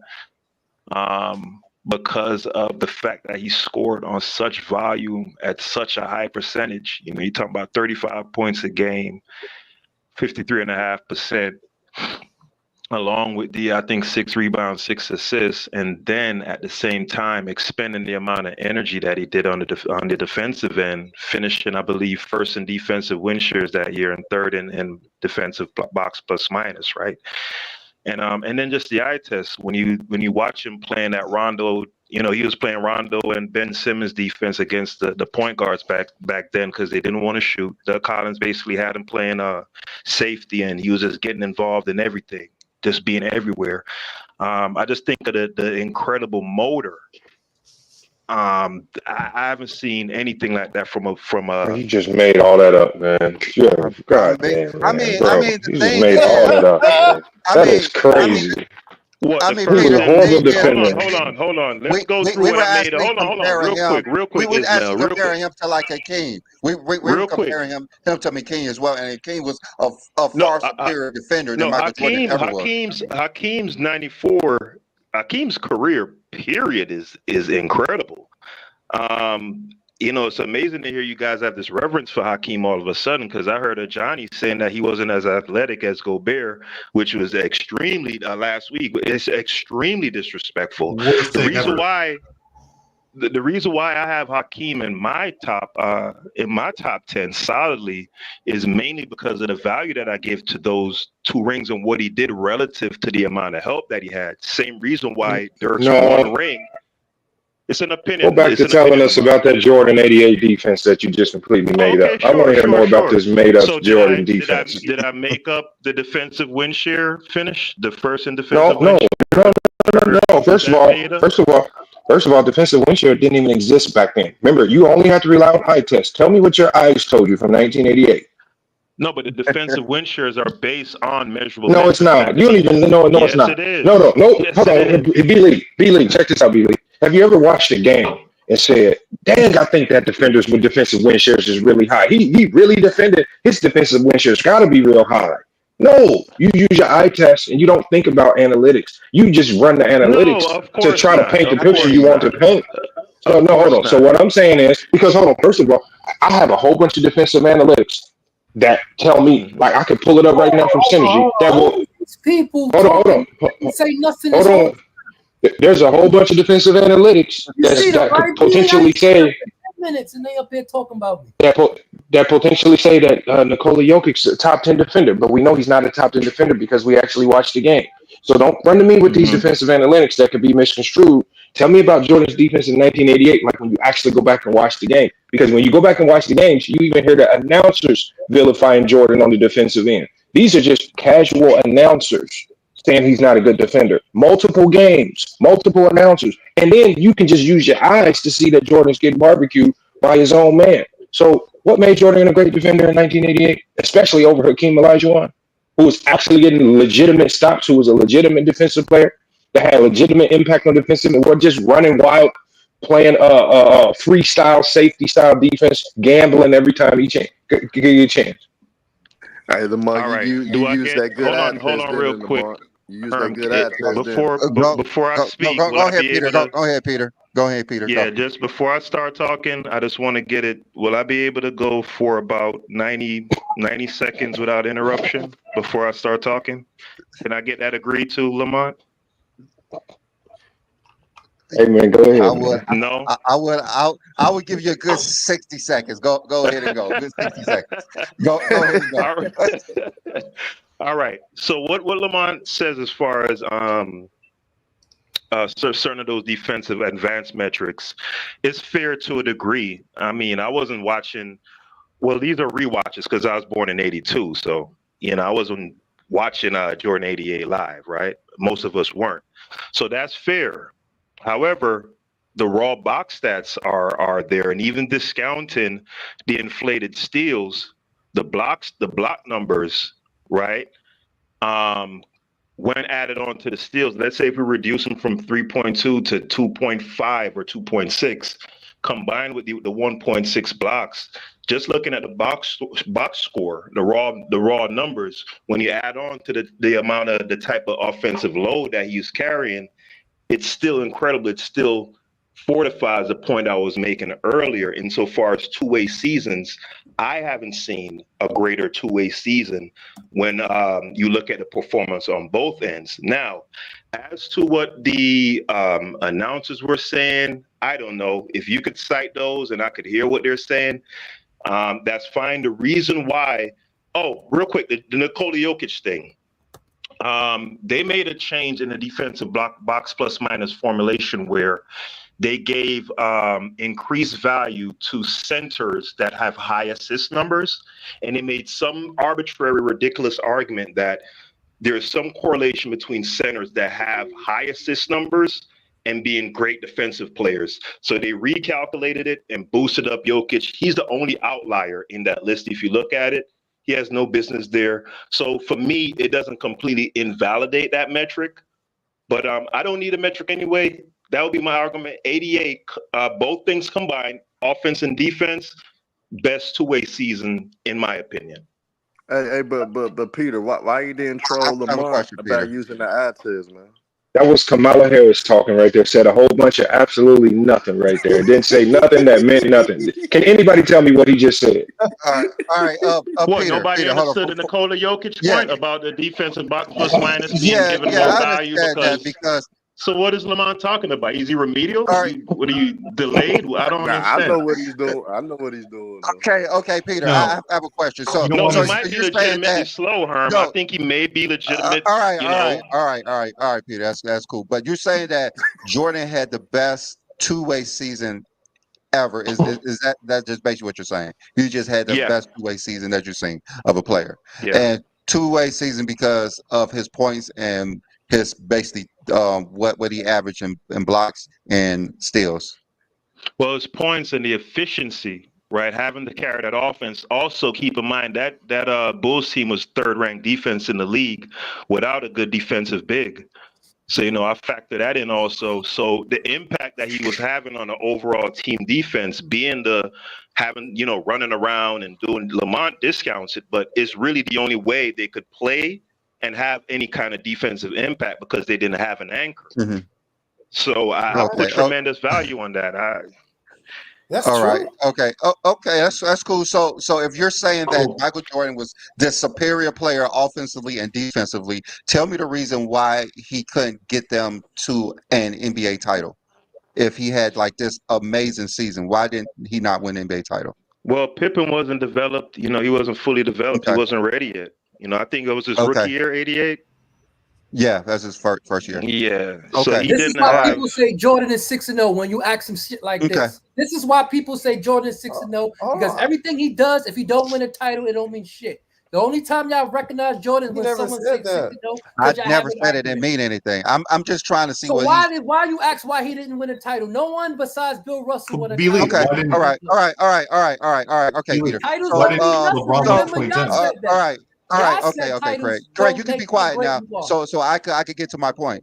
All right. So I'm just saying, tell y'all me, say titles don't make you great, but the first question you ask is why he didn't win a Okay, title. Craig. I understand. I understand what you're saying. All right. So Peter, tell me in 1994 when Hakeem Olajuwon had literally two-way, he was great, scoring defensively, defensive player of the year as well, MVP of the year. Tell me why was he able to win a title that year and did not get stopped in the playoffs? Because 90s were plumbers, remember? Well, you could say.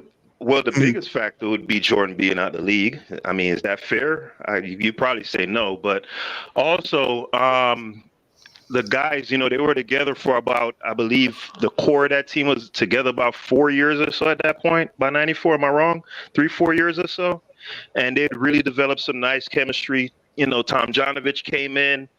And, he kind of changed some things around after Hakeem was complaining and, he was on the verge of leaving. So they built up really good team chemistry. And guys like Cassell was incredible off the bench. I don't know if he won sixth man of the year or whatever. Maxwell, great defender, great 3-and-D guy. So the team gelled and they had a good overall team. And of course, Hakeem was playing on similar to Dirk's ring, like how Dirk's one ring did more for his career than any other player I could think of insofar as one ring. I put even more value on Hakeem's '94 ring relative to the amount of help he got. So if somebody want to take Hakeem '94 over '88 Jordan, I'm not going to fight him. Okay. Hakeem was incredible. So would you say that his complete season of what Hakeem did was probably superior than what Jordan did? Would you just say that because of he was not stopped that season? Hey, I'm gonna take a cop out, bro. I'm gonna say it's a dead heat, bro. I'm gonna duck the smoke. Hey, B. Lee, People that keep Well, Hey, B. Lee, I'm gonna put it like this though. I'm gonna put it like this. That '94 playoff run was special though. What the Rockets did. It was. For one, he did it. He didn't have another superstar on that roster. That's for one. Who's that? He did. He said he did. He didn't. He He said didn't have. He did not. He did. Okay. He did not. Yeah, he did not. Yeah. So and the teams that they beat, everybody thought the Phoenix Suns it was gonna be Charles Barkley of the year in 1994. Man, they thought the Suns was gonna run through that West, and for them to beat the Suns in that 7-game series, and then they went against a talented Utah team that was hot at the time. Everything was going full circle for them, but they dominated Utah in that Western Conference Finals. But for them beating Phoenix, where it was up for grabs for Charles Barkley to take over to get his ring. Barkley failed that year because KJ was cooking. Oh my God, KJ was cooking that game. I was on punishment. I couldn't go outside, and I watched that game. But the Rockets had no business beating the Suns in that 7-game series, but they did due to what B. Lee described what the last one was doing. He couldn't be stopped. Yeah, I know. We want to well, that's not necessarily what made Houston a threat that year. I think Houston in '94, especially because of what they lacked in all-star talent, they went to a style of play that was unheard of, and they start chucking up a ton of threes with a whole bunch of three-point shooters around Hakeem Olajuwon. And so once you go to that style of play, nobody understood how to defend it. And that's what mitigated them not having the all-stars was the three-point barrages that they would put on people's necks. Yes, Hakeem was great individually, but they had a significant style of play. They went to today's style of play.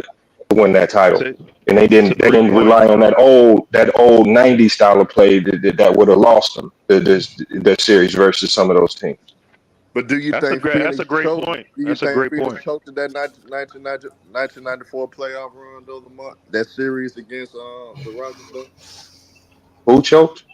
The Suns, like Charles Barkley and Phoenix I thought we Suns. were supposed to be talking I about mean, Bron I don't think nobody. I don't think players choke. I just think they got outplayed. You know, that's it. I don't believe in the choke shit. Barkley underperformed significantly. Boy, you don't All Stars don't. They don't underperform. The other team stops you. If the other team stops you, that's just a sign of a team that can actually play defense and have a great defensive scheme and plan. All-star players don't just walk into a gym and start missing shots. You got to make them miss shots. Unless you John Stockton, Game 7 of the finals. All right, we got y'all cap up here. Hey, what's good? What you got for us today before we get up out of here? Salute to Bronny for making the NBA. But how we gonna say LeBron's the best scorer when he's only been the number one scorer once in 22 years? So it's more like NASCAR and golf stats. How we gonna say he's durable when he's only played 182 game season out of 22? And how we gonna say he got a bag when we seen Monty Williams DM up? He stole the rookie from Carmelo Anthony. We seen that, but we also see Jordan got 5 MVPs, but we seen him get robbed 5. What about when they were 69 and 13 in 97 when they gave it to Karl Malone, when Jordan averaged more points and basically more everything than him but rebounds. So we seen Jordan get robbed and we seen LeBron steal awards. So screw all the award stuff. But at the end of the day, MJ got the 88 Defensive Player of the Year because he had the steals titles. End of conversation, man. LeBron is not the GOAT. MJ the GOAT. Period. Can I ask you one question? Should Steph Curry have gotten Defensive Player of the Year when he led the league in steals? Excuse me? Should Steph Curry and Allen Iverson got Defensive Player of the Year since they led the league in steals in certain seasons? Should they have won the Defensive Player of the Year? If they also had the amount of blocks that Jordan had that year, yes. Okay, but you said he only won it because of the steals. Because those are additive to everything else he was already doing on defense. Okay, so outside of the steals and blocks, what was he doing on defense? What you mean? He had a lot of blocks. What we want to go Google that now? I'm telling you the main reason why he got it. But he had multiple blocks, which Steph Curry hasn't had. Okay, so for example, I want you to talk defense without relying on the numbers, because the Bulls that year in 1988, they had 3 players that were top 20 in defensive rating, right? They had 2 players in top 10 or 15 in defensive box plus minus. So they had good defenders on that team: Horace Grant, Charles Oakley, Scottie Pippen, Michael Jordan. So what I'm saying is, outside of the steals and blocks, tell me what. Just like we can talk about what made Pippen great as a defender without looking at steals and blocks, just like we could talk about what made Oakley as a great defender without steals and blocks, what made Jordan a great defender without steals and blocks? Okay, so now you want to do it without stats. Okay, so now we just gonna do it to how Ant-Man came out, and it was the eye test. It was the plays. It was the same way Jaylen Brown did it in the finals, and how he got the finals MVP. It was impact plays. It was impact defense. That's what it was about, man. The impact of the defensive plays that he made. That's what gave MJ the nod on that 88 season. That's my whole point about the. Give me one impactful play. Give me one impactful defensive play from the 88 season that you can remember. Oh my God, from the 88 season. So you want me to go back 26 years in my memory? I mean, if this is arguably the greatest season of all time, you got to remember something. No, my argument was the 95-96 season was the best. But okay, let me go back in my mind. Check out 88. Okay, 88. On my mind. That could have been the year. Did you watch a That could have been the year I seen him block. Excuse me? That could be the year I seen him block Ewing shot like 4 times. Nah, that's 9. That was 9. You talking about Charles Smith? No, I'm saying when I seen MJ, chase chase Ewan down like 4 or 5 times in a season. That could have been 88. But you want me to go back and base something off something I seen 27 some years ago. I'm 43 years old. My mind don't work like that. You want to do it with the stats? I gave you the stats. Now you want to change it from the stats to something that I No, personally I 27 never years said ago. do it with the stats. I've always said that steals and blocks are the most flawed thing to look at when you're looking at a great defender because most I'm gonna help defenders. him out, Lamar. So who on the panel Okay, said I got a stats moment. matter? Was that you I'm that gonna said give an stats matter? example. I'm gonna give you an example, bro. Like the moment in 1988, it was a big crucial play against the Pistons when Michael Jordan stripped Isaiah Thomas ended the game. That was a big defensive moment that Jordan had in 1988 that you could He have used. stripped Karl Malone at the end of the game too. That's 98. It's Yeah, 98, but I'm talking 98. about 1988 though. I mean, give a moment in 1988, something like that that you could use They to haven't say. watched Michael Jordan in 1988. There's no The point reason asking why, them that. the reason why I I'm try steals, to help a43. brother I steals though, and saw I blocks, Bobby saw the Lee. I saw You the know I dunk gotta help him contest, out, the man. original dunk contest. I'm 43 years old. I the saw reason it. why steals and blocks aren't equivalent to the greatest, to best, better defenders is because you can cheat, you can gamble in order thank into your you, passing lanes in order thank to you. rack up on steals. You can also hide on defense if you have all the great defenders around you in order to intercept the passing. Michael That's why they Jordan was brought the also. zone, Hold on for a the second. high players. Hold on for a The second. zone came You in. can also, God, hold on for a second. You can. I'm just say this last thing. You can also gamble on blocks too if you wanted to, and just go out for a bunch of blocks. And today's game is different too in terms of blocks. They try to save the possessions instead of just going for crazy ass blocks all the time. So it's not always prevalent on the best defender. Sometimes it is, and sometimes it isn't. It depends on the context. How do you guys make the distinction between a person gambling versus a person just being really adept at coming off the ball? Like, is that an eye test thing? Is there any measurable for? Because it There's no seems measurement. It has to be an eye test, bro. yeah. It mostly is. So, so, Well, so, for example, I hold on, think Peter. Let me have your back Shea. for a second. Go ahead. Because I mean, so in this, when we're talking about 88, obviously there's not like a ton of footage, and like I watch a lot of the stuff that Lamont put up and everyone else when they were trying to discredit Jordan, like the It's high plenty heaven, of footage though. in order to No, piss y'all him didn't off. watch y'all didn't watch what I put up because if y'all watch what I put up, y'all mind would be changed because I put up information that you cannot argue. This is bulletproof. I My think that information was nigga did. I bulletproof. think that nigga Lamar No, so did what we about saw 15 here, what games. I we think he did saw, about and what we 15 saw. Yo, what the Listen, hell? It's like Lamont said my name one Oh my time and God. everybody just know my name now. Like, what the Listen. fuck? So what we saw obviously was Mike. God damn, I didn't say nothing in 20 minutes. Stop talking my name. Jesus Dude, Christ. so what we saw was Mike had that obviously like his first of like or his second of like 200 steals or blocks, 100 steals, or 200 steals, 100 blocks seasons, right? Also, we saw him. Did he gamble on defense a lot? Yeah, but also he led the league. What you mentioned was in defensive blocks plus minus over when they went back and applied it. Obviously, in hindsight, over Hakeem Olajuwon, but Hakeem led him, I think, blocks. But Hakeem was some. But what we also saw with Jordan playing occasionally, and like I'd say more often than not, he was playing like head up, good strong defense. Obviously, his man wasn't like the primary scorer every single time, but when you're talking about a guy who covers that much of the field, who can, like Lamont says, play free safety and things like that, and who has that much of an impact defensively, was he a shutdown guy from the start? No. Did he get better defensively? I think late 90s, early 90s, late 90s. Yes, I think so. But the statistical numbers he would put in, you can't just say they meant nothing. And he was a poor defender when he's putting up that kind of production. And the actual defensive analytics tell you that as well. Like his team wasn't suffering; they were benefiting him, and they were markedly worse when he was off the floor. That's not why he won DPOY. Sadly, he won DPOY because all they did go off at that time was just the regular stats. Blocks and steals.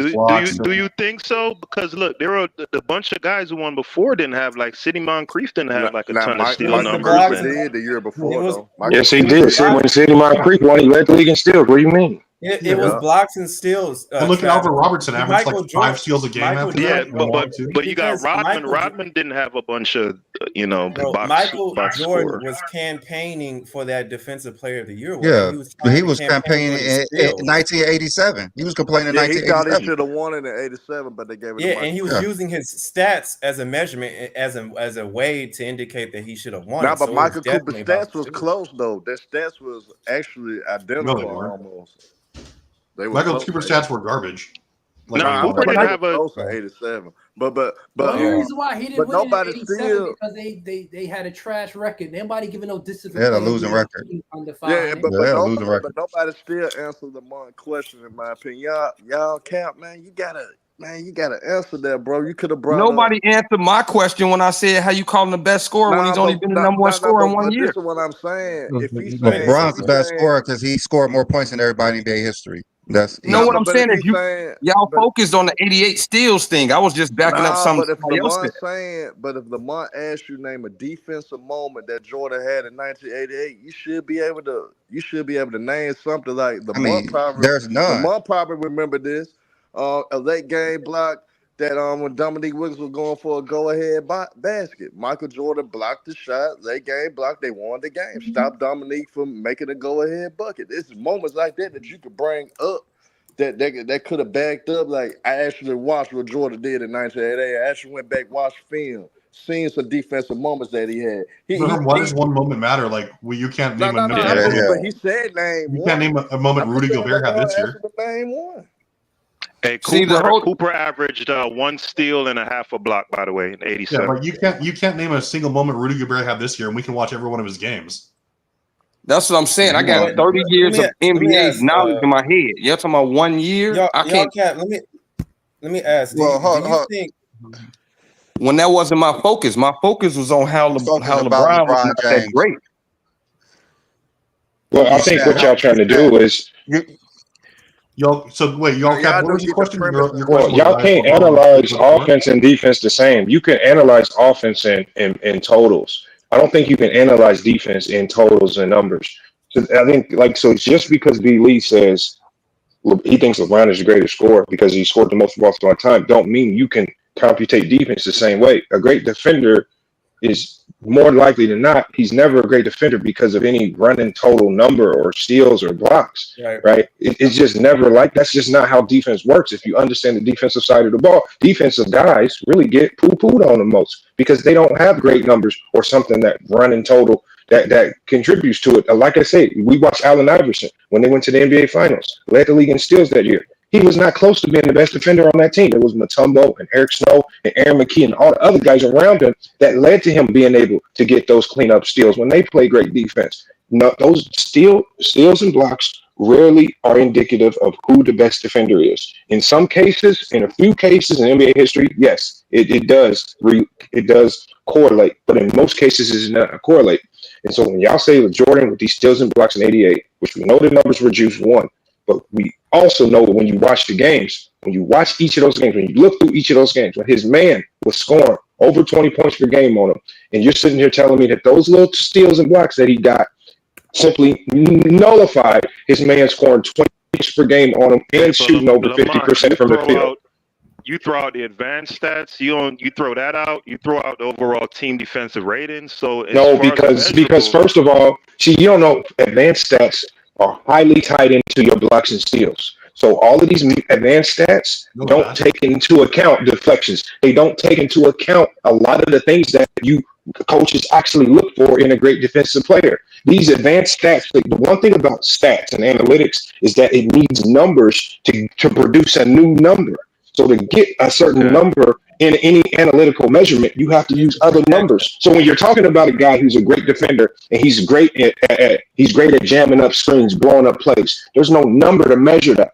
So again, a lot of these box plus minus, a lot of these numbers that it relies on points per game, points per possession, steals and blocks. It highly reliant on running total numbers, and it still doesn't give you an accurate best defender. Yeah, but that's what I'm saying though, Lamont. Sure, defense is almost impossible to capture in a metric, right? I think everybody would agree So with why are you that. giving me metrics? That's why I don't use metrics. You are. But I'm not listen, using the the metrics. reason, no. I'm incorporating the metrics because it's the only measurable. At least we have some sort of measurable to point to. I can't just say Jordan is the best Hold on. because when I watched the game, I thought he was you know what I'm saying? In a But debate, why you are have you to have not? something. But why are you not considering the measurable that I gave you? When I gave you the measurable one? that Jordan's man on a night in night out basis averaged over 20 points per game on close to 50 or over 50% shooting, I gave you Yeah, I that saw that measurable. You didn't show. consider that. How come you didn't Yeah, consider but that Lamont, measurable? let me answer the question. The No, no, reason no, no, why, no. because Use that measurable. I'm answering. You asked me why I didn't consider that measurable because on his face it was disingenuous. When I looked at the list that you had, nearly 3/4 of the players were small forwards, and I saw the little fuzzy math, little bookkeeping that you were doing. You were doing 3-card Monty, so I just discounted it. I saw I the got it game. right. Hold on. I got the list right here. I got the list right here. Yeah, Do you you had want to Otis continue with Bird that lie? song, Larry. Do You had you want to Otis continue Bird with that song, lie? Larry Bird. You even had Bernard King on there. Like Hold on, those hold aren't on. Jordan's So, primary assignments. You had a bunch of small the, forwards on there. no, I didn't. Get out of here. No, I didn't. See, you can Put say the so. list up. So the thing is, Put hold the on, Pete, hold on. Before I even pull up the list, we can make a $500 bet right now that what you just said is not true. Do you want to make that bet? Since you What's the said you bet analyzed the exactly? list, 500 That is a that the bunch list of does not consist of most small small forwards. forwards. Yes, It's a yeah, lot of small $500. forwards No, on no, no. there. Okay, bet 500 right now. And I'm not even Sure, go looking at the ahead. list. So, is it a bet? Go ahead, show the list, bro. No. Is it a bet?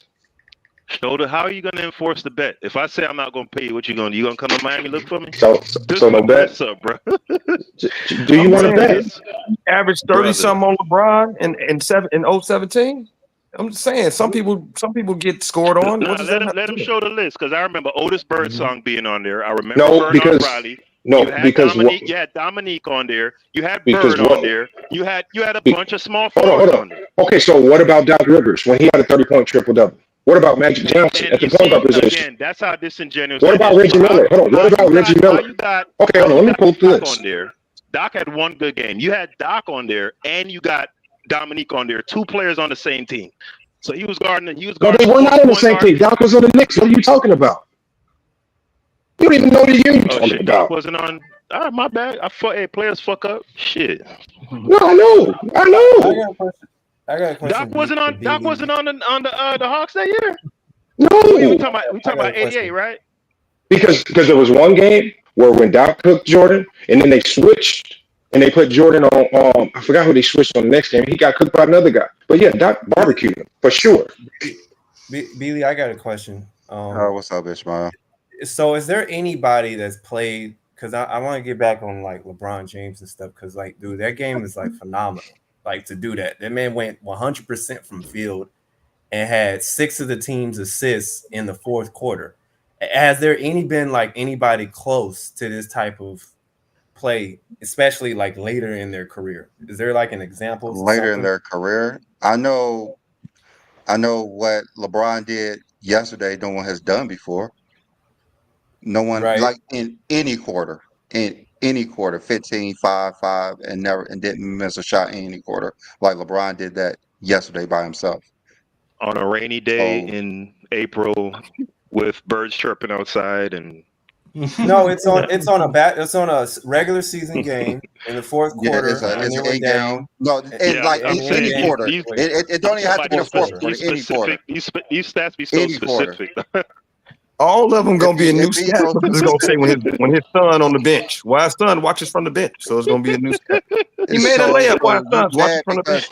LeBron did something that no one's done before in history. So that's I just want to know who is these people typing on my mind thinking I'm speaking. I think everybody they speaking is think that's me talking because every time somebody speak, well, it's Craig didn't have this take. I'm like, come on, let other people enjoy. Yeah, and like the chat, they keep bringing up your name is weird. You got to stop looking in the chat, bro. That shit is driving me crazy. I think it's like delayed or something. I don't know. It's weird. They keep saying Craig this, Craig that, Craig this. No, I'm running it on Newsbreak. I'm running it on Newsbreak, and they got like a 35-40 minute delay. They got a delay. That's all. They got a 45-minute delay. Can I ask LeBron a question? I gotta say, okay, Cap, dude. All right, so you want to know why LeBron's the greatest scorer of all time, even though he has one scoring title? Is No, my that statement argument, right? was how is he the best scorer when he's only been the number one scorer 1 out of 22 years? How is he more durable when he's only played 182 game season out of 22 years? How is he the clutch when we seen him not be able to get a shot against Denver in the Western Conference Finals? How is he have a bag when we seen a late 40s Monty Williams lock him down on national TV?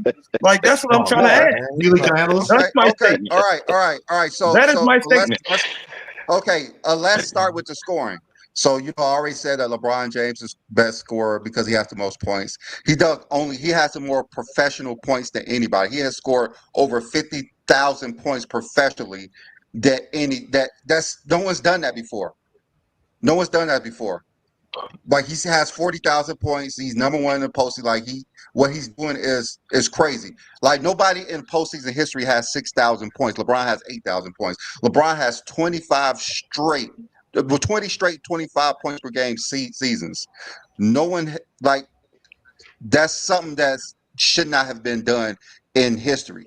Like, that Will should he not have been that done. without the longevity? Will he have any of that without the longevity? What does that mean? Nah, but they're saying that's why it's so impressive. You can't No just one throw does that away. Yeah, You can't no just one throw does it. that You can't. like that. No one's Because done you like said that. points Last per year. game, and we all know that Jordan has the most points per game in the regular season and in the finals. Will LeBron James not have the scoring record if he don't play longer? Understand. Like, what? Yeah, like, we understand that. Like, what does that mean? Players has played 20 straight. Players played 15 seasons. Okay, players have played 15 seasons. Only Kevin Durant did this for 15 seasons, 25 points per game. LeBron did it for 20 seasons. Like, that's remarkable. LeBron, if you going by like LeBron scoring, like, everyone say 30 points is the standard. Michael Jordan, okay, we could say he has 50% shooting, even though he's 49. LeBron has more 30-point games on 50% shooting than Michael Jordan and Kobe Bryant combined. You see why you add on 50% shooting? Because you know Michael Jordan has more 30-point games? Michael Jordan has more 40-point games, more 50-point games, more 60-point games? Okay. A lot, like on 50% shoot, on 49% shoot. Let's use Michael Jordan's career average. 30 points on 49% shooting. He has more than Michael Jordan and Kobe Bryant combined. That means he's really good at scoring. So you don't round up because it's like 49.7%. So you don't round up. Okay. On 50%, I said that prior. On 50% shooter, that means that he's very great at scoring points. Right? He's very good at scoring points. That he has more than both of them combined. If you add both their games up, they're over 2,000 plus games. And if you add both their games, LeBron has more than them combined. So wait, Cap. That's how impressive LeBron is in scoring the ball. Let me throw one stat in here. I know we want to talk about, he played so long. He passed Kareem in scoring in 150 less games. So yeah, but you keep forgetting Kareem scored all his points all too. Yeah, he did it. That's because LeBron is a more versatile scorer. Of course. LeBron is more versatile than a 7-foot big man. And also with that, this man did it look at LeBron assists. Like, there's nobody who's getting all these assists, leading teams and leading the league in scoring like that anyway. Because LeBron does more than just shoot the ball. He's more efficient than Michael Jordan, and he produces more points on the court than Michael Jordan. He does this more than anybody in the NBA history. He does that more than anybody in NBA history. I think LeBron detractors are unfair to him because they get frustrated with the LeBron guys because y'all put so much sauce on stuff that they overcorrect. You feel me? I don't think we're fair to LeBron. Who's the most efficient guy ever? Who? Adrian Dantley. The most efficient scorer ever. It's Adrian Dantley. Who is the most efficient scorer ever? So Shaquille O'Neal. Shaquille O'Neal. Who's the most efficient scorer ever? Who's the most efficient scorer ever? I want to hear this. No, I'm asking the question because you keep bringing up efficiency. So I'm saying, who's the most efficient scorer? It depends. It depends. Steph Curry. No, it depends. Yeah, it depends what you go by. So wait, want to go by? Both of them, LeBron James, all three of them is more efficient than Michael Jordan scoring basketballs. So wait, Cap. Here's the most efficient. So here's a list, Cap, for you to know. LeBron. Okay. So hold on.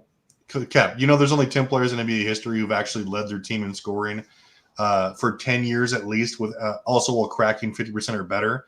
LeBron's one of them. None of these players did it for more than 10 years. LeBron's done it for 21. So leading his team while shooting 50% or better. He's cleared that list by by basically twice, by double. Can you name that 10 real quick, Travis? Yeah, it's Adrian Napoli, Shaq, LeBron, Mike, Karl Malone, Kevin Durant. It was not Kobe. I had the list written down. It ain't no Kobe. It ain't no Kobe. No, it was like it wasn't Kobe. Kareem did it for 10 years. Just Kareem, think about this. Kareem's there. Yeah, LeBron led his team in scoring 20 seasons, 20 times, and assists. That's how you gotta give it up to him for that. That's how great LeBron James is. Y'all cap. You feel me? What I would say is I don't weigh that. I'm just saying personally, I weigh what a guy does at his peak and averages more than longevity. That doesn't mean that what LeBron has done is not incredible. It's incredible. So I think it would be fair to both. What's LeBron's top 5 points per game all time? Yeah. You can rate players at their peak, but LeBron James is still doing the same things he's done at his peak. That's what separates LeBron James. You cannot say that about any other player in NBA history. You cannot. I would say. But B-Lee, this is what you didn't notice about what I was saying. If LeBron had managed to stay healthy between 2019 and 2024, because really to me the longevity thing is a little bit overstated, because I think he missed like 35% of his games between 2019 and 2023. And then in that span, I'm not understanding that. It's This is what I'm saying. I'm saying is what we're the longevity credit that we're giving him, right, is basically those 7 or so years that he played at a high level beyond other NBA greats. If we're putting the number at, let's say, 15 seasons or 14 seasons, right? I'm saying for those additional 7 seasons or so, not much for me. The things that I value, deep playoff run. So he missed the playoffs, missed a bunch of games, got knocked out in the first round. If he was dominating in that span, I would give it more weight. The fact that he just accumulated more box score stats, it's still incredible, but it's not enough in those additional years for me to just say, you feel me? It ain't heavy enough. I kind of get what you're trying to say, something that's not true. For one thing, you're trying to discredit LeBron with what he did the last 6 years, saying that he wasn't winning that much, so it don't really matter. But then again, what LeBron James was doing on the court was dominating and was doing things that other players has never done in NBA history as well. So LeBron was still producing at an elite level, like he did last year, like we just seen him do in the Olympics, like we just seen him do so far this season. LeBron has been elite for the last 6 years as well. Well, I'm gonna say, hold on, Peter. Hold on. I'm gonna say this for the words. This is words out of LeBron James, man. I'm gonna just take his word for it. He's chasing the ghost, man. So if I'm going off what LeBron James said, man, he's still chasing Mike, man. He's still chasing Mike. He said this like 10 years ago. He's been called Jordan. He's been called Jordan, man. It was about 5. He's been called Jordan. It was 6 years ago. Did LeBron get robbed of MVP in 2011? I want to see how crazy y'all are, how fanatical. I wanted to ask Cap a question though. Cap, do you think you have to lead the league in per games points in order to be one of the greatest scorers of all time? Do you believe you have to do that multiple times? Do I believe you have to lead the league in scoring multiple times? Is that what you're saying? Yes, because you mentioned how's LeBron the greatest scorer? Matter of fact, Cap, why? Like, what makes you the greatest scorer? Matter of fact, like, what makes Michael Jordan the greatest scorer? Okay, look, this is what I'm trying to say when it comes to scoring. Everything that I asked you 4 questions, but everything, and I displayed some on the 5th thing, but everything I asked you was directly towards LeBron fans. Now, when I asked you about the best scorer when he's only been the leading scorer in the league once out of 22 years. I gave you that answer why he's the greatest scorer, because what he's done, no one could do. No one could replicate what LeBron James has done. Nobody can. That's why he's the greatest Okay, scorer. now you asked me about scoring. So when you're a scorer, you showcase that. You're gonna score. They asked Michael Jordan to score, he scored. They asked Wilt Chamberlain to score, he scored. Wilt Chamberlain got 7 scoring titles in a row. Jordan got 10. That's them showing it. I can't really see it 1 out of 22 years. Wait. They're asking LeBron to score and assist. That's the difference. Go. Now go. LeBron is asking himself to score and assist because he put himself at the point. The team is. He's the point guard. That's why. Next. Okay, point guard, we listed at power forward. All right, cool. And No, then no, I no, asked, but how is he durable? Because it's kind of like fake. It's fake longevity. No, because but how is he durable? I can answer that. I can answer that. I can answer that. I ain't asked the question hold yet. on, Ismail. Why is he durable? So I said, how's he durable? Only playing 182 game season out of 22. So okay. Let me ask you averaged 70 games a year, if you play 75 games out of 82, are you not durable?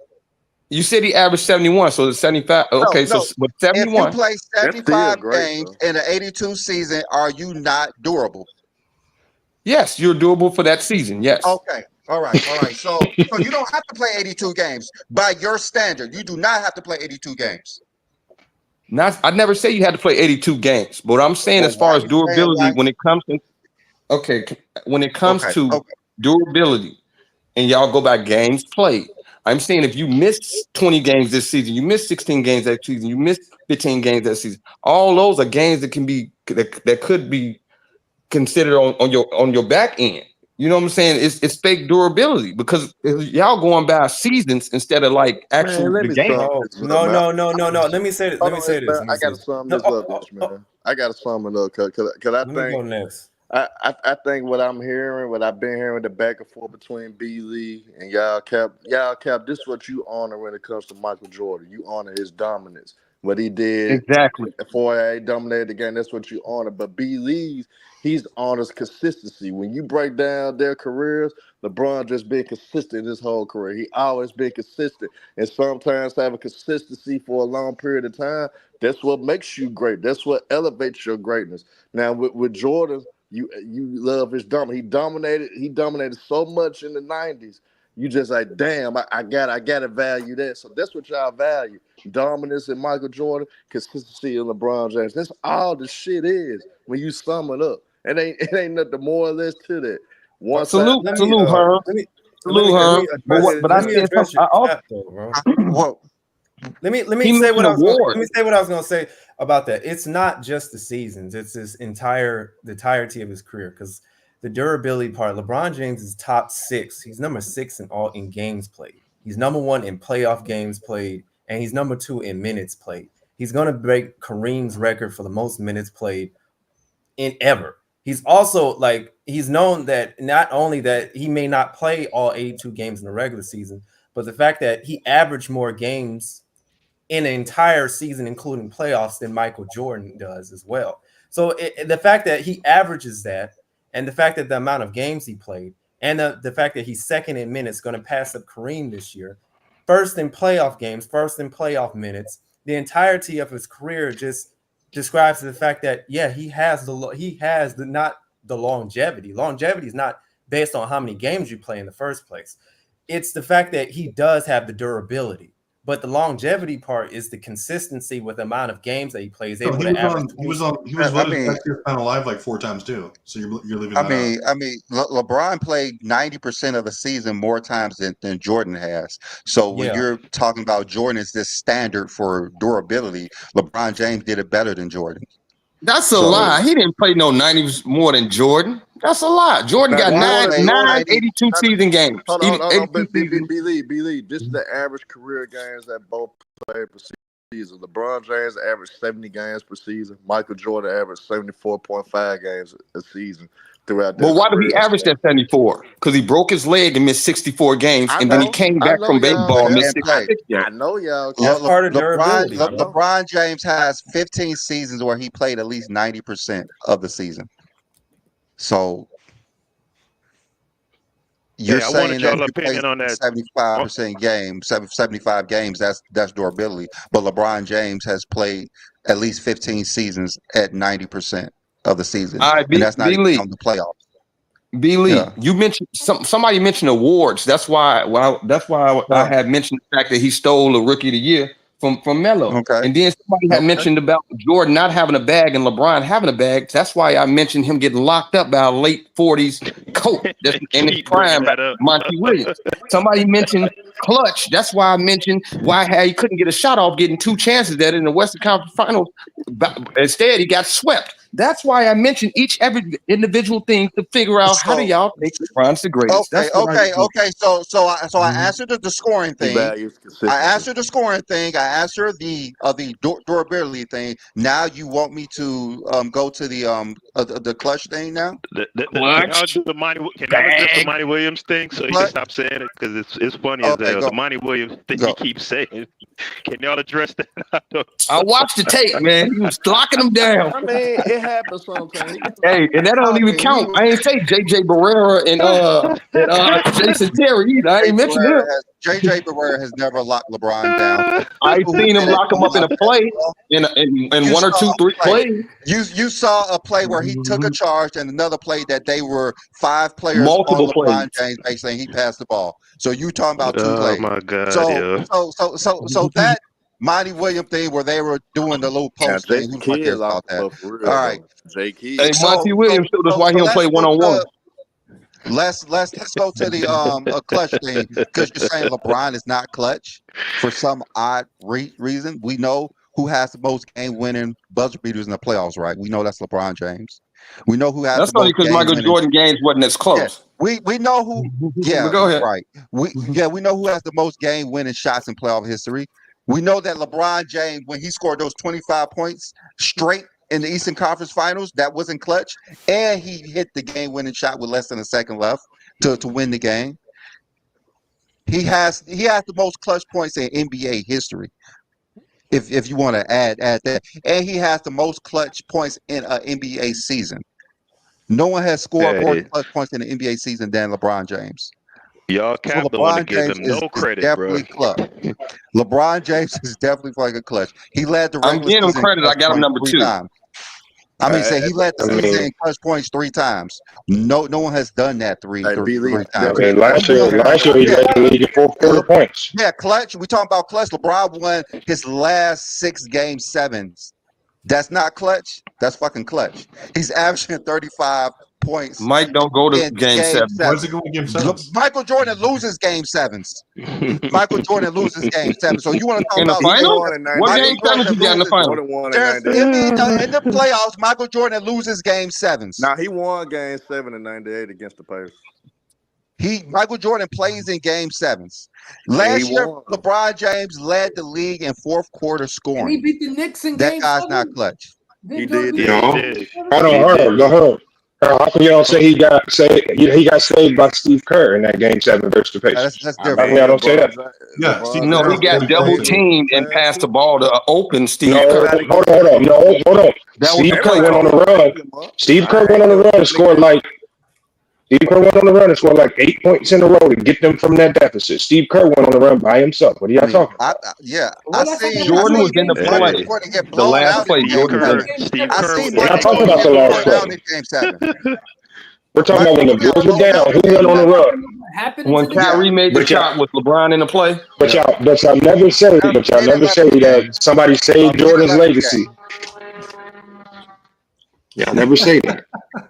Michael Steve Jordan Kerr, got blown that out boy, in game man. 7. Y'all talking about he don't play in game 7s. Yeah, he get blown out in game 7s. Hold on. Peter Badges. Why do y'all have- I why do said in y'all- the finals. I said in the finals. He don't In the play games. playoffs. I said the playoffs. I got a He question. played Okay, in you the want to go to playoffs. The playoffs? finals are Okay. included in How the many playoffs. times was Jordan favored and lost? None. How many times was LeBron favored and lost? 4. So what are you saying? 4. Where did you get this from? I just Googled it. I thought it was 3, but it said 4. Yo, So I'm how confused many on times? how Hold on. y'all- How many times was LeBron not favored and he won a title?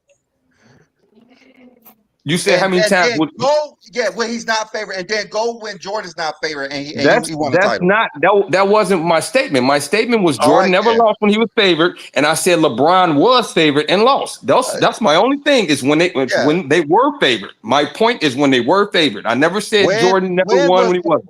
When was LeBron favored and they lost? Oh, okay. I You know got a good from point. It said four times. It said four times. I know 2011 is one of them. I know 2011 is one. They was favored against the versus Magic. And I'm probably gonna. I don't have a thing to Google right now, but I'm probably gonna say when they win against Boston in 09, was it 09, 010? That's Or something like that. I believe they were favored. I mean, they So probably that's just have from my lost. memory. They won 66 games that year. I think they were That's favored. just from my memory. Yeah, they were favored. But when you Google it, it says 4 times. All right, How many? LeBron's been swept. I don't know how many times. Jordan has never been swept in a 7-game series. Jordan been swept 2 times in a row by Larry Bird. He never beat Larry Bird. He been swept. I said in a 7-game series, sir. That was a 5-game series. He been swept by Larry Bird twice. He's been swept. He's been swept. That was a 5-game series. He's been and he swept averaged 44 points.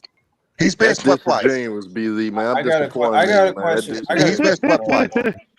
No, sweep is a sweep, Herb. He got swept, Herb. We gotta be real. I said a 7-game series, and Jordan averaged 44 points, and that was a dynasty. He lost to a dynasty. This is kind of a weird now you want to say it's a dynasty. He got swept, dude. He got swept. Sturdy has been quiet. I don't know why Sturdy been so quiet, but Sturdy, you go ahead and I know you got a lot to say.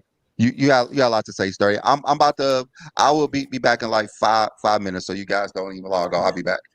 All right. I was just enjoying the lively conversation. There's a few points. So this first, let's take it from the top. All right. 1, 3-0 is not impressive. You gotta chill out, bro. It's just 82-game season.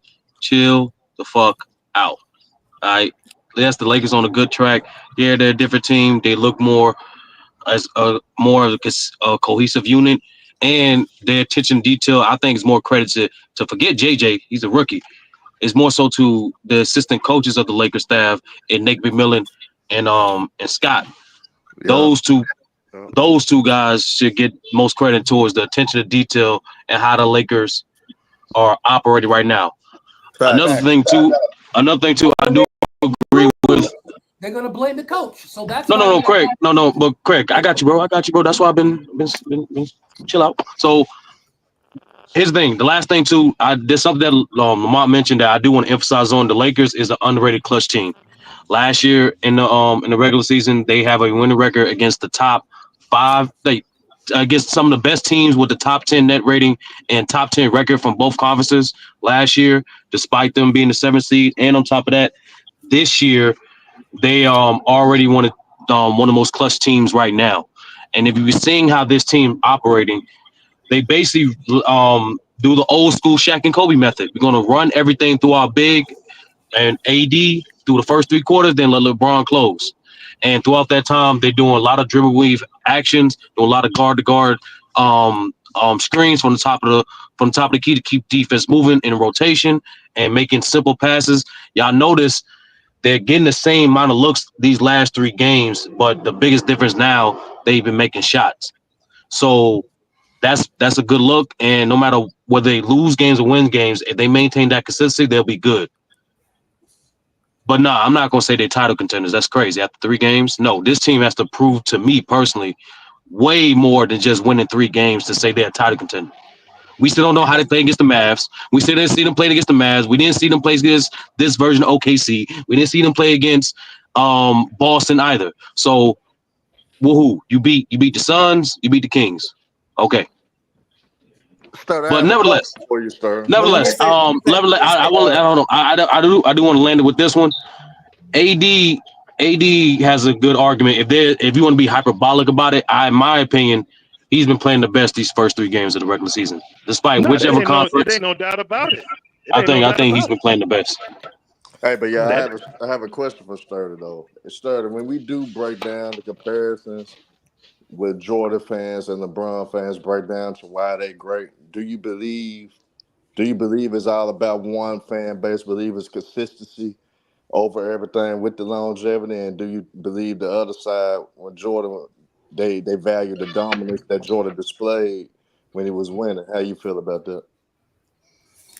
I think both sides are inconsistent. I think both sides try to make criteria that favors their guy.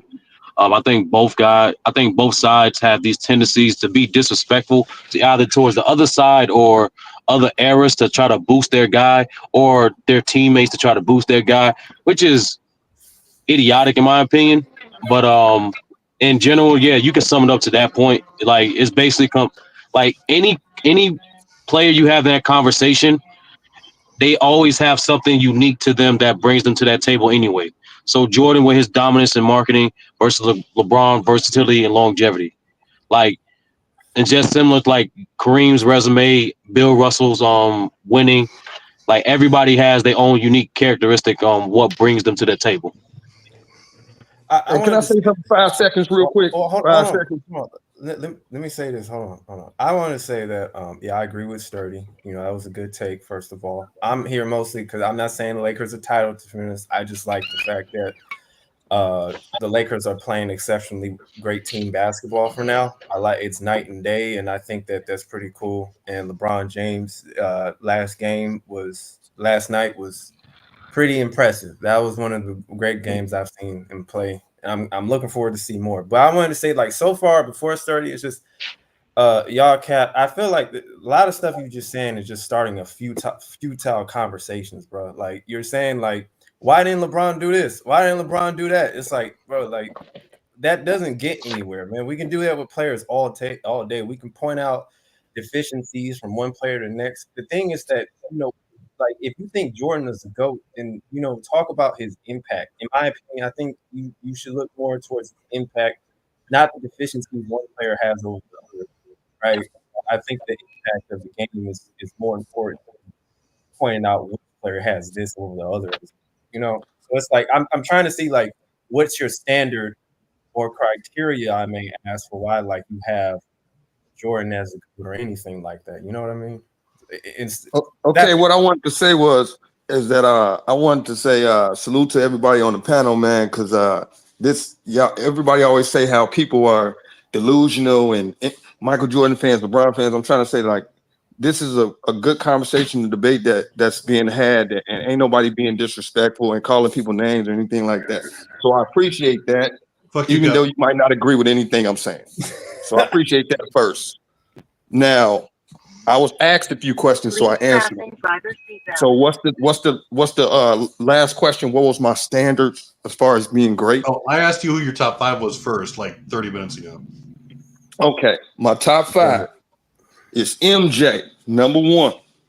LeBron, number 2, which means I don't really disrespect LeBron until y'all start disrespecting Jordan. Number 3, Kobe Bryant. Number 4. Now that's where it gets tricky. Because I got Shaq at number 5 and number 4. I put Tim Duncan in there, but sometimes I'll switch him out and put KD in there because you said tricky at Shaq, but not weirdly crazy at Kobe in number 3, which is ridiculous. Excuse me? Kobe is nowhere near top 5. Hey, let's not start the Kobe. That's just my personal opinion, man, sir. We can agree to disagree. That's my personal opinion. You asked me my personal opinion. That was what it was. Didn't you say this last time? You said your top 5 last time, right? Yeah, he said this last time. That's why I don't get why Travis asked the question. Yeah, like Travis has this weird thing. Like Travis will press you about your top 10, and then you finally answer his top 10, you don't remember it. It's weird. I'm trying to understand.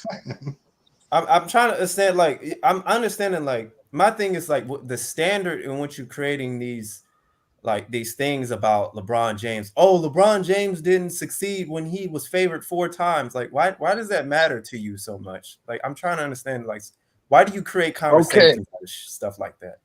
Okay, this is my take on this, man. LeBron competed in a league in his era. Jordan dominated a league in his era. Jordan won 6 championships and hold on. He won 6 championships in 12 years, in the first 12 years, because he took 2 years off. Well, you can say half a year off or whatever.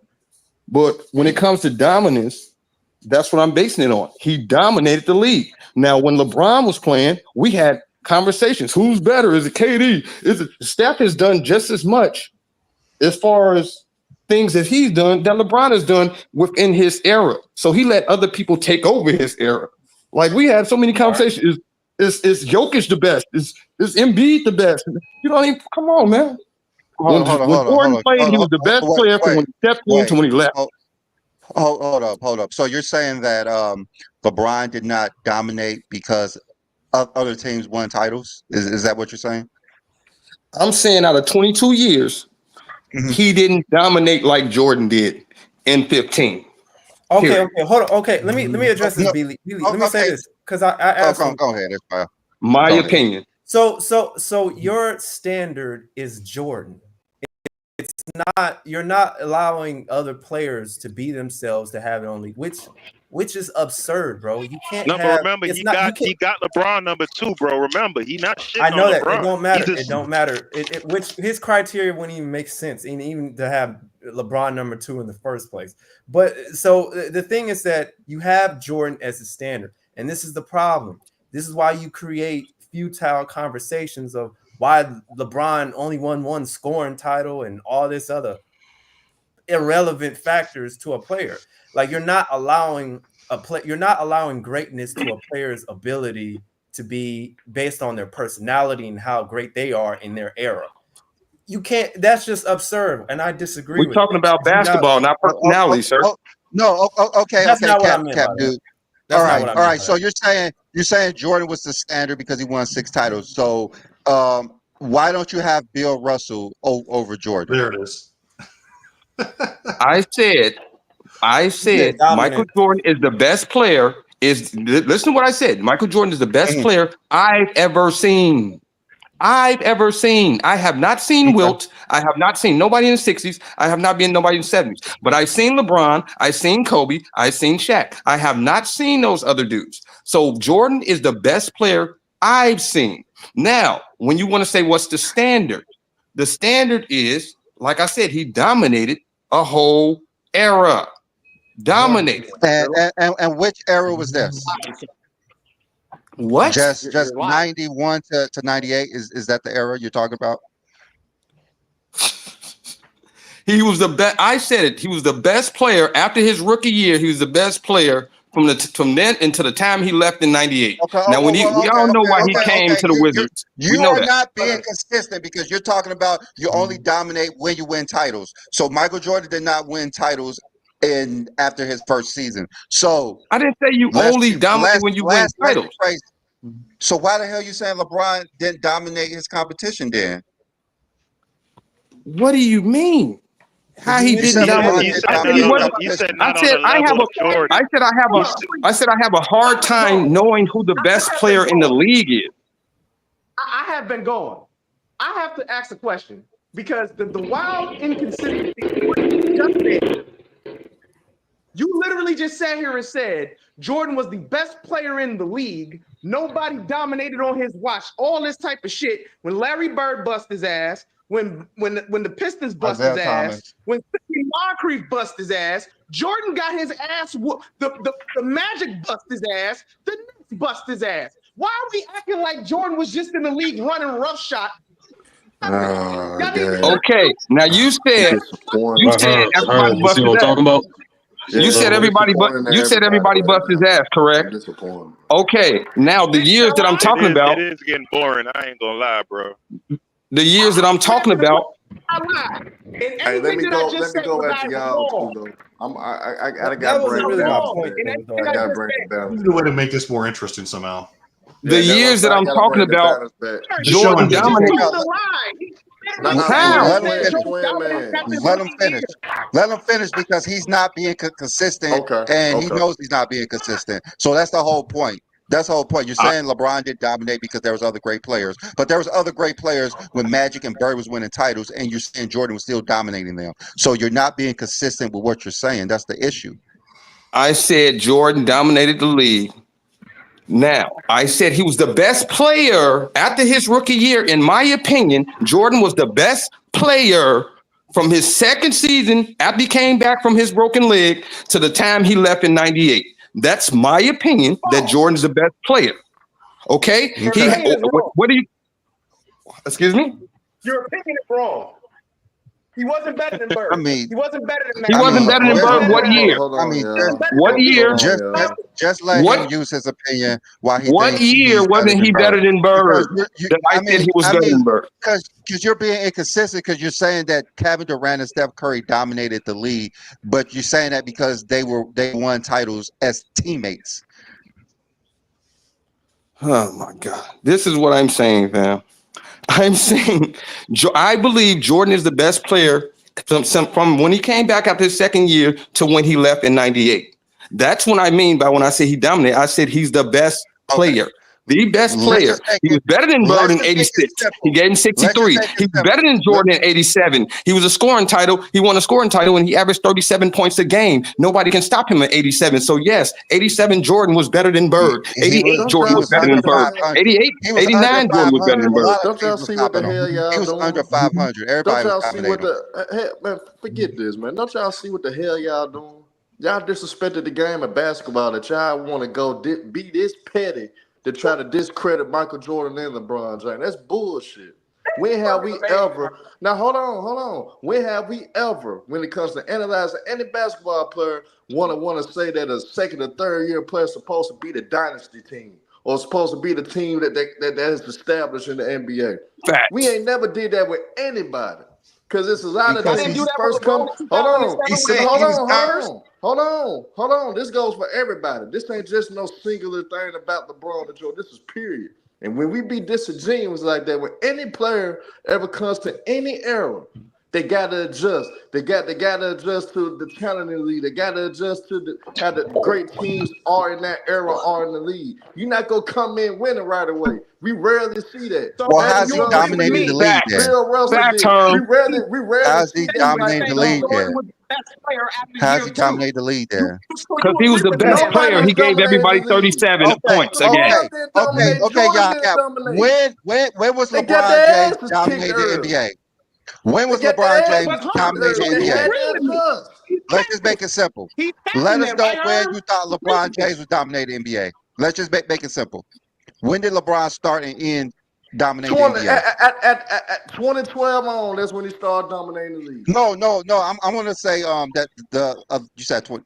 Anyway, y'all cap. When was LeBron James dominating the I think NBA? he means that's when he clearly separated himself. Because Yeah, he 09, you separated could make himself from 2012 make arguments for other asking John players. Cap when he thought LeBron James was dominating the NBA. Just him. When I didn't say that LeBron was dominating. What are you talking about? I said Jordan dominated the league. That's what I said. Okay. All right. You asking me when LeBron dominated the league? LeBron has dominated the league some years. All right, get your ass out of here. All right, Travis. Go, Travis. So, Bro, come on. This is incredibly redundant, but I'll say what he was trying to say. LeBron dominated the league because anytime you're playing, that's your era. So LeBron has dominated because he has more MVPs, more All NBA selections, like more Finals MVPs than anyone in his era, right? Same way with Mike. When he played, no one touched his Finals resume, his defensive accolades, his seasonal title. Nobody touched that. Not Larry Bird, not Magic Johnson. Nobody could come close to his overall resume. That's how he was. Did he lose playoff series? Of course. No one's immune to that. But if we're talking about individual statistics, individually being the best player, that's why he's in the GOAT debate. Again, not these guys here. So that's the same way LeBron dominated because his resume is untouchable compared to anyone else. Same way Mike did. I think that's what he was getting at. He just didn't phrase it, I think, in a way that we would all agree, but I think that's what he was getting at. And he's correct in saying that. That's not the point, though, man. The point is that these things are futile, man. Like, I've just been in these spaces, and I just understand, like, when you I agree. Let's talk about something else. Yeah, like I said, I wanted to talk about LeBron Yes, talk James about and how something. great he was, Somebody bro. say something. Let's talk about the fucking season. Stop reading my LeBron name James every 5 season, minutes. No. But I think I'm proud of B Lee. No, I'm proud of B Lee today, man. Like, because I think Travis, I think he finally came around, man. I think he finally acknowledged that Hakeem is just superior to Kobe Bryant. You know what I'm saying? Like, I think the way he weaponized Hakeem and that great season he had, he understood how fortunate Kobe Bryant was in his situations versus Hakeem. And yet that did not stop Hakeem for being the versatile, dominant player he was. And honestly, in these conversations, right? I notice guys like that in particular who are still once in a lifetime talents, who are still generational players, who themselves have records that isn't acknowledged enough. Those guys kind of get unnecessarily swept under the radar for guys that appear more flashy or in bigger markets. I don't think that's right. That's not what like some of the data shows us. Is that right, Hey, Travis? can I ask LeBron guys a question real quick?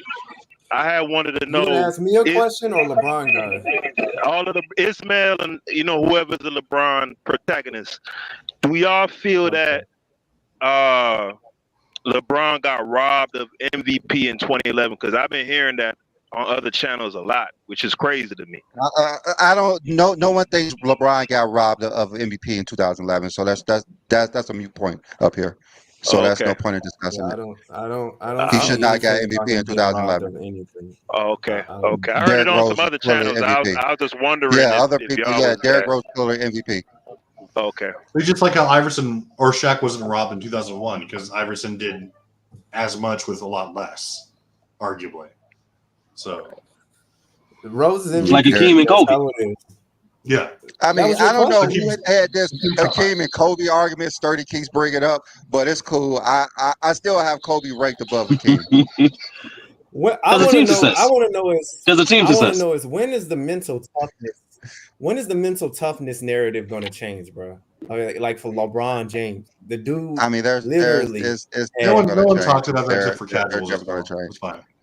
It's never going to change. Yes, he has yes, too they do. many Come on, haters. Travis. If you're not mentally tough, if you're not mentally tough, you can't play for 21 years and 27 points a game. You're just not happening. He has I'm just saying when haters. you're It's not going to go away. Attention. That's my thing. I keep worried about what people that don't know basketball speak, and then y'all want to group everybody into that lump sum. All y'all arguments are to people who don't know basketball. All y'all arguments. But I you know agree, what I Craig. mean, bro. I agree. All y'all arguments are You know because what I someone mean, who bro. don't know Why how the guys basketball say say, that? "Oh, Jordan's 6-0. Oh, Jordan never lost." These are arguments from people who don't know basketball, and that's all of y'all always going for. Well, y'all keep saying no. It's people who don't know basketball that keep saying Jordan is 6-0. Stick But to the please, people that know somebody basketball. You won't be having a headache. Yeah, anybody that knows Craig, did you basketball watch knows the game that Jordan didn't like facing the king. But go ahead, Ishmael. Craig, did you watch the game last night, man? Or did you see the I highlights or watched my something? Yankees lose the World Series. He was watching baseball instead. Ishmael, did you watch the show? It was more important things going on for him. I missed the part where he said if he said he watched it or whatnot. I got late on that. I know All right, y'all. I'm getting to end this show, so I'm gonna go around for the last words. We're gonna start with Travis. You got any last words? Yeah, I'm gonna come with a hard Hakeem liberation segment next week because the blasphemy against this man's ridiculous. Don't worry, my I hope you come with criteria. Hakeem. Go ahead. Yeah, Craig. Yeah, Craig is gonna run most of the show. I'm guessing with his criteria, and we're gonna dissect the hell out of that thing. But you can't dissect numbers that actually exist. My criteria you can literally do right now. Like literally, I can give you Okay. I can't wait. I can't wait. I can't wait. Football. I can't wait. All right, Peter. You got any last words for us? Nope. Peter, you're on mute. If you don't know, you're on mute. I'm back, You're on juice. mute. All right. Okay, you're on mute my now. bad. You My got bad. any Y'all last hear me? words for us? No problem. Yeah, we can. Yeah, not much. I was just gonna say I hope y'all do some more topics on current basketball. Moving forward. The Jordan LeBron thing, it's getting a little stale. They keep bringing it up when we're talking about this show is about LeBron James. They just can't. Peter, I'm your favorite bring it up. panelist too, right? Peter, I'm your favorite. You up there, most definitely. hell, You definitely Travis? up there. Why are you asking? I'm your favorite. All right, Ishmael, you got any last words? Ishmael, you got any last words? LeBron James is a great of all time, man. The man is in his 22 years, bro, and still able to put up crazy numbers, take his team over to the top where they're in high pressured situations. That's unbelievable, man. We never seen anything like this or close to it. You gotta give it up for that, man. You can't say that that's not something amazing. He's about to be 40 years old. That shit is unbelievable, man. High pressure. It's 3 games in. Like, come on. All right, Herman, what you got for us? He's the only 40-year-old that played in the NBA. Man, Get out of here. shout out to B Lee and A Johnny ain't what and I'm Coach saying. James Kingdom family, man. Y'all keep cooking, y'all keep doing the great things y'all doing, man. And y'all support everybody that drop contents on FIR Sports Debates, man. Show everybody love. It's a tough job to do, man. And everybody needs to respect everybody's opinion. We need to see more of that. Y'all don't have to take things personally. But salute to everybody on the panel, man. I hope y'all have a good afternoon. Salute to y'all. Keep up the good work. All right, good job, Herm, for being unbiased the whole show. Completely straight shooter this show. All right, Twin Man, It's hard to what you beat. got for us? So my thing is this: the conversation is not going to change until we actually start telling the truth about players and their careers. That dude y'all capping up here, I was listening the entire time. LeBron's not clutch, even though you have numbers to refute all of this. Historic numbers to refute all of this. He leads in every clutch metric, but he's not fucking clutch. He's not durable, but he's played 90% of the games, and the guy you got as your GOAT was off because he injured his little toe, his pinky fucking toe. I'm tired of the stupid shit. Give these players their credit. We always talking about you're trying to discredit these players as people come up here one after the fucking other to discredit LeBron James, and now they're gonna do the same goddamn thing that he's done. Y'all motherfuckers are some Twin Man's jerks. pissed off today. He's pissed off today. He's tired of it. He's tired of it. All right, I'm gonna save Sturdy for last. I'm gonna bring up Cap again. All right, any last words you got before we get out of Look, here? man, we all know MJ the best, man. You know what I'm saying? LeBron ain't got nothing, man. He did less in 22 years than Jordan did in 15. And that's the end of it, man. That's the doggone end of it. All he gonna try to do is play forever and ever so he can be number one in rebound, number one in assist. He gonna try to keep on doing the same thing, man. When we already know, all y'all been saying is about the chips for years. And he ain't got them, man. Y'all talking about Bill Russell? I never seen Bill Russell play. I know. So, You're talking about chips. You're talking about Bill Russell. It's fine. It's cool. I mean, he was talking great. about Jordan, All right, Kobe, all right. and LeBron. Yeah. And LeBron ain't got it. Okay. Sturdy, go ahead so we can end the show. Great show, y'all. Most importantly, always remember that John Stock is not a top 5 point guard. Jerry West. Yo, you should see when you rank on my criteria. You're gonna be like, I knew it. I told you so. Hey, it is what it is, and Jerry West is a point guard. Not let these old heads lie to y'all. Jerry West is a point guard. He played 10 years as a point guard. All right, he's a point guard. R.I.P. the great. And here's a new one, and this one is just straight facts. People keep saying the conversation between Jordan and LeBron, but like, when the hell did Jordan pass up Kareem? But that's another show. I think. But in general, though, the most important thing is don't be a bot. Do your own critical thinking. Come to your own, develop your own opinion based upon your own research. Reading is fun to mental. And if y'all still want to have a good discussion, watch the remaining football games and basketball games. Join the Discord for GJK and FIF sports debates. We're gonna continue the thing in the VC and enjoy the rest of y'all Sunday. All right, y'all. I'll see you guys next week when we get Craig trying to give us this formula about who's the most accomplished player of all It's time. called closest to perfection. There's no goal. Closest to perfection. Okay. Closest to perfection. All right, y'all. We up out of here. I'll see you guys next week.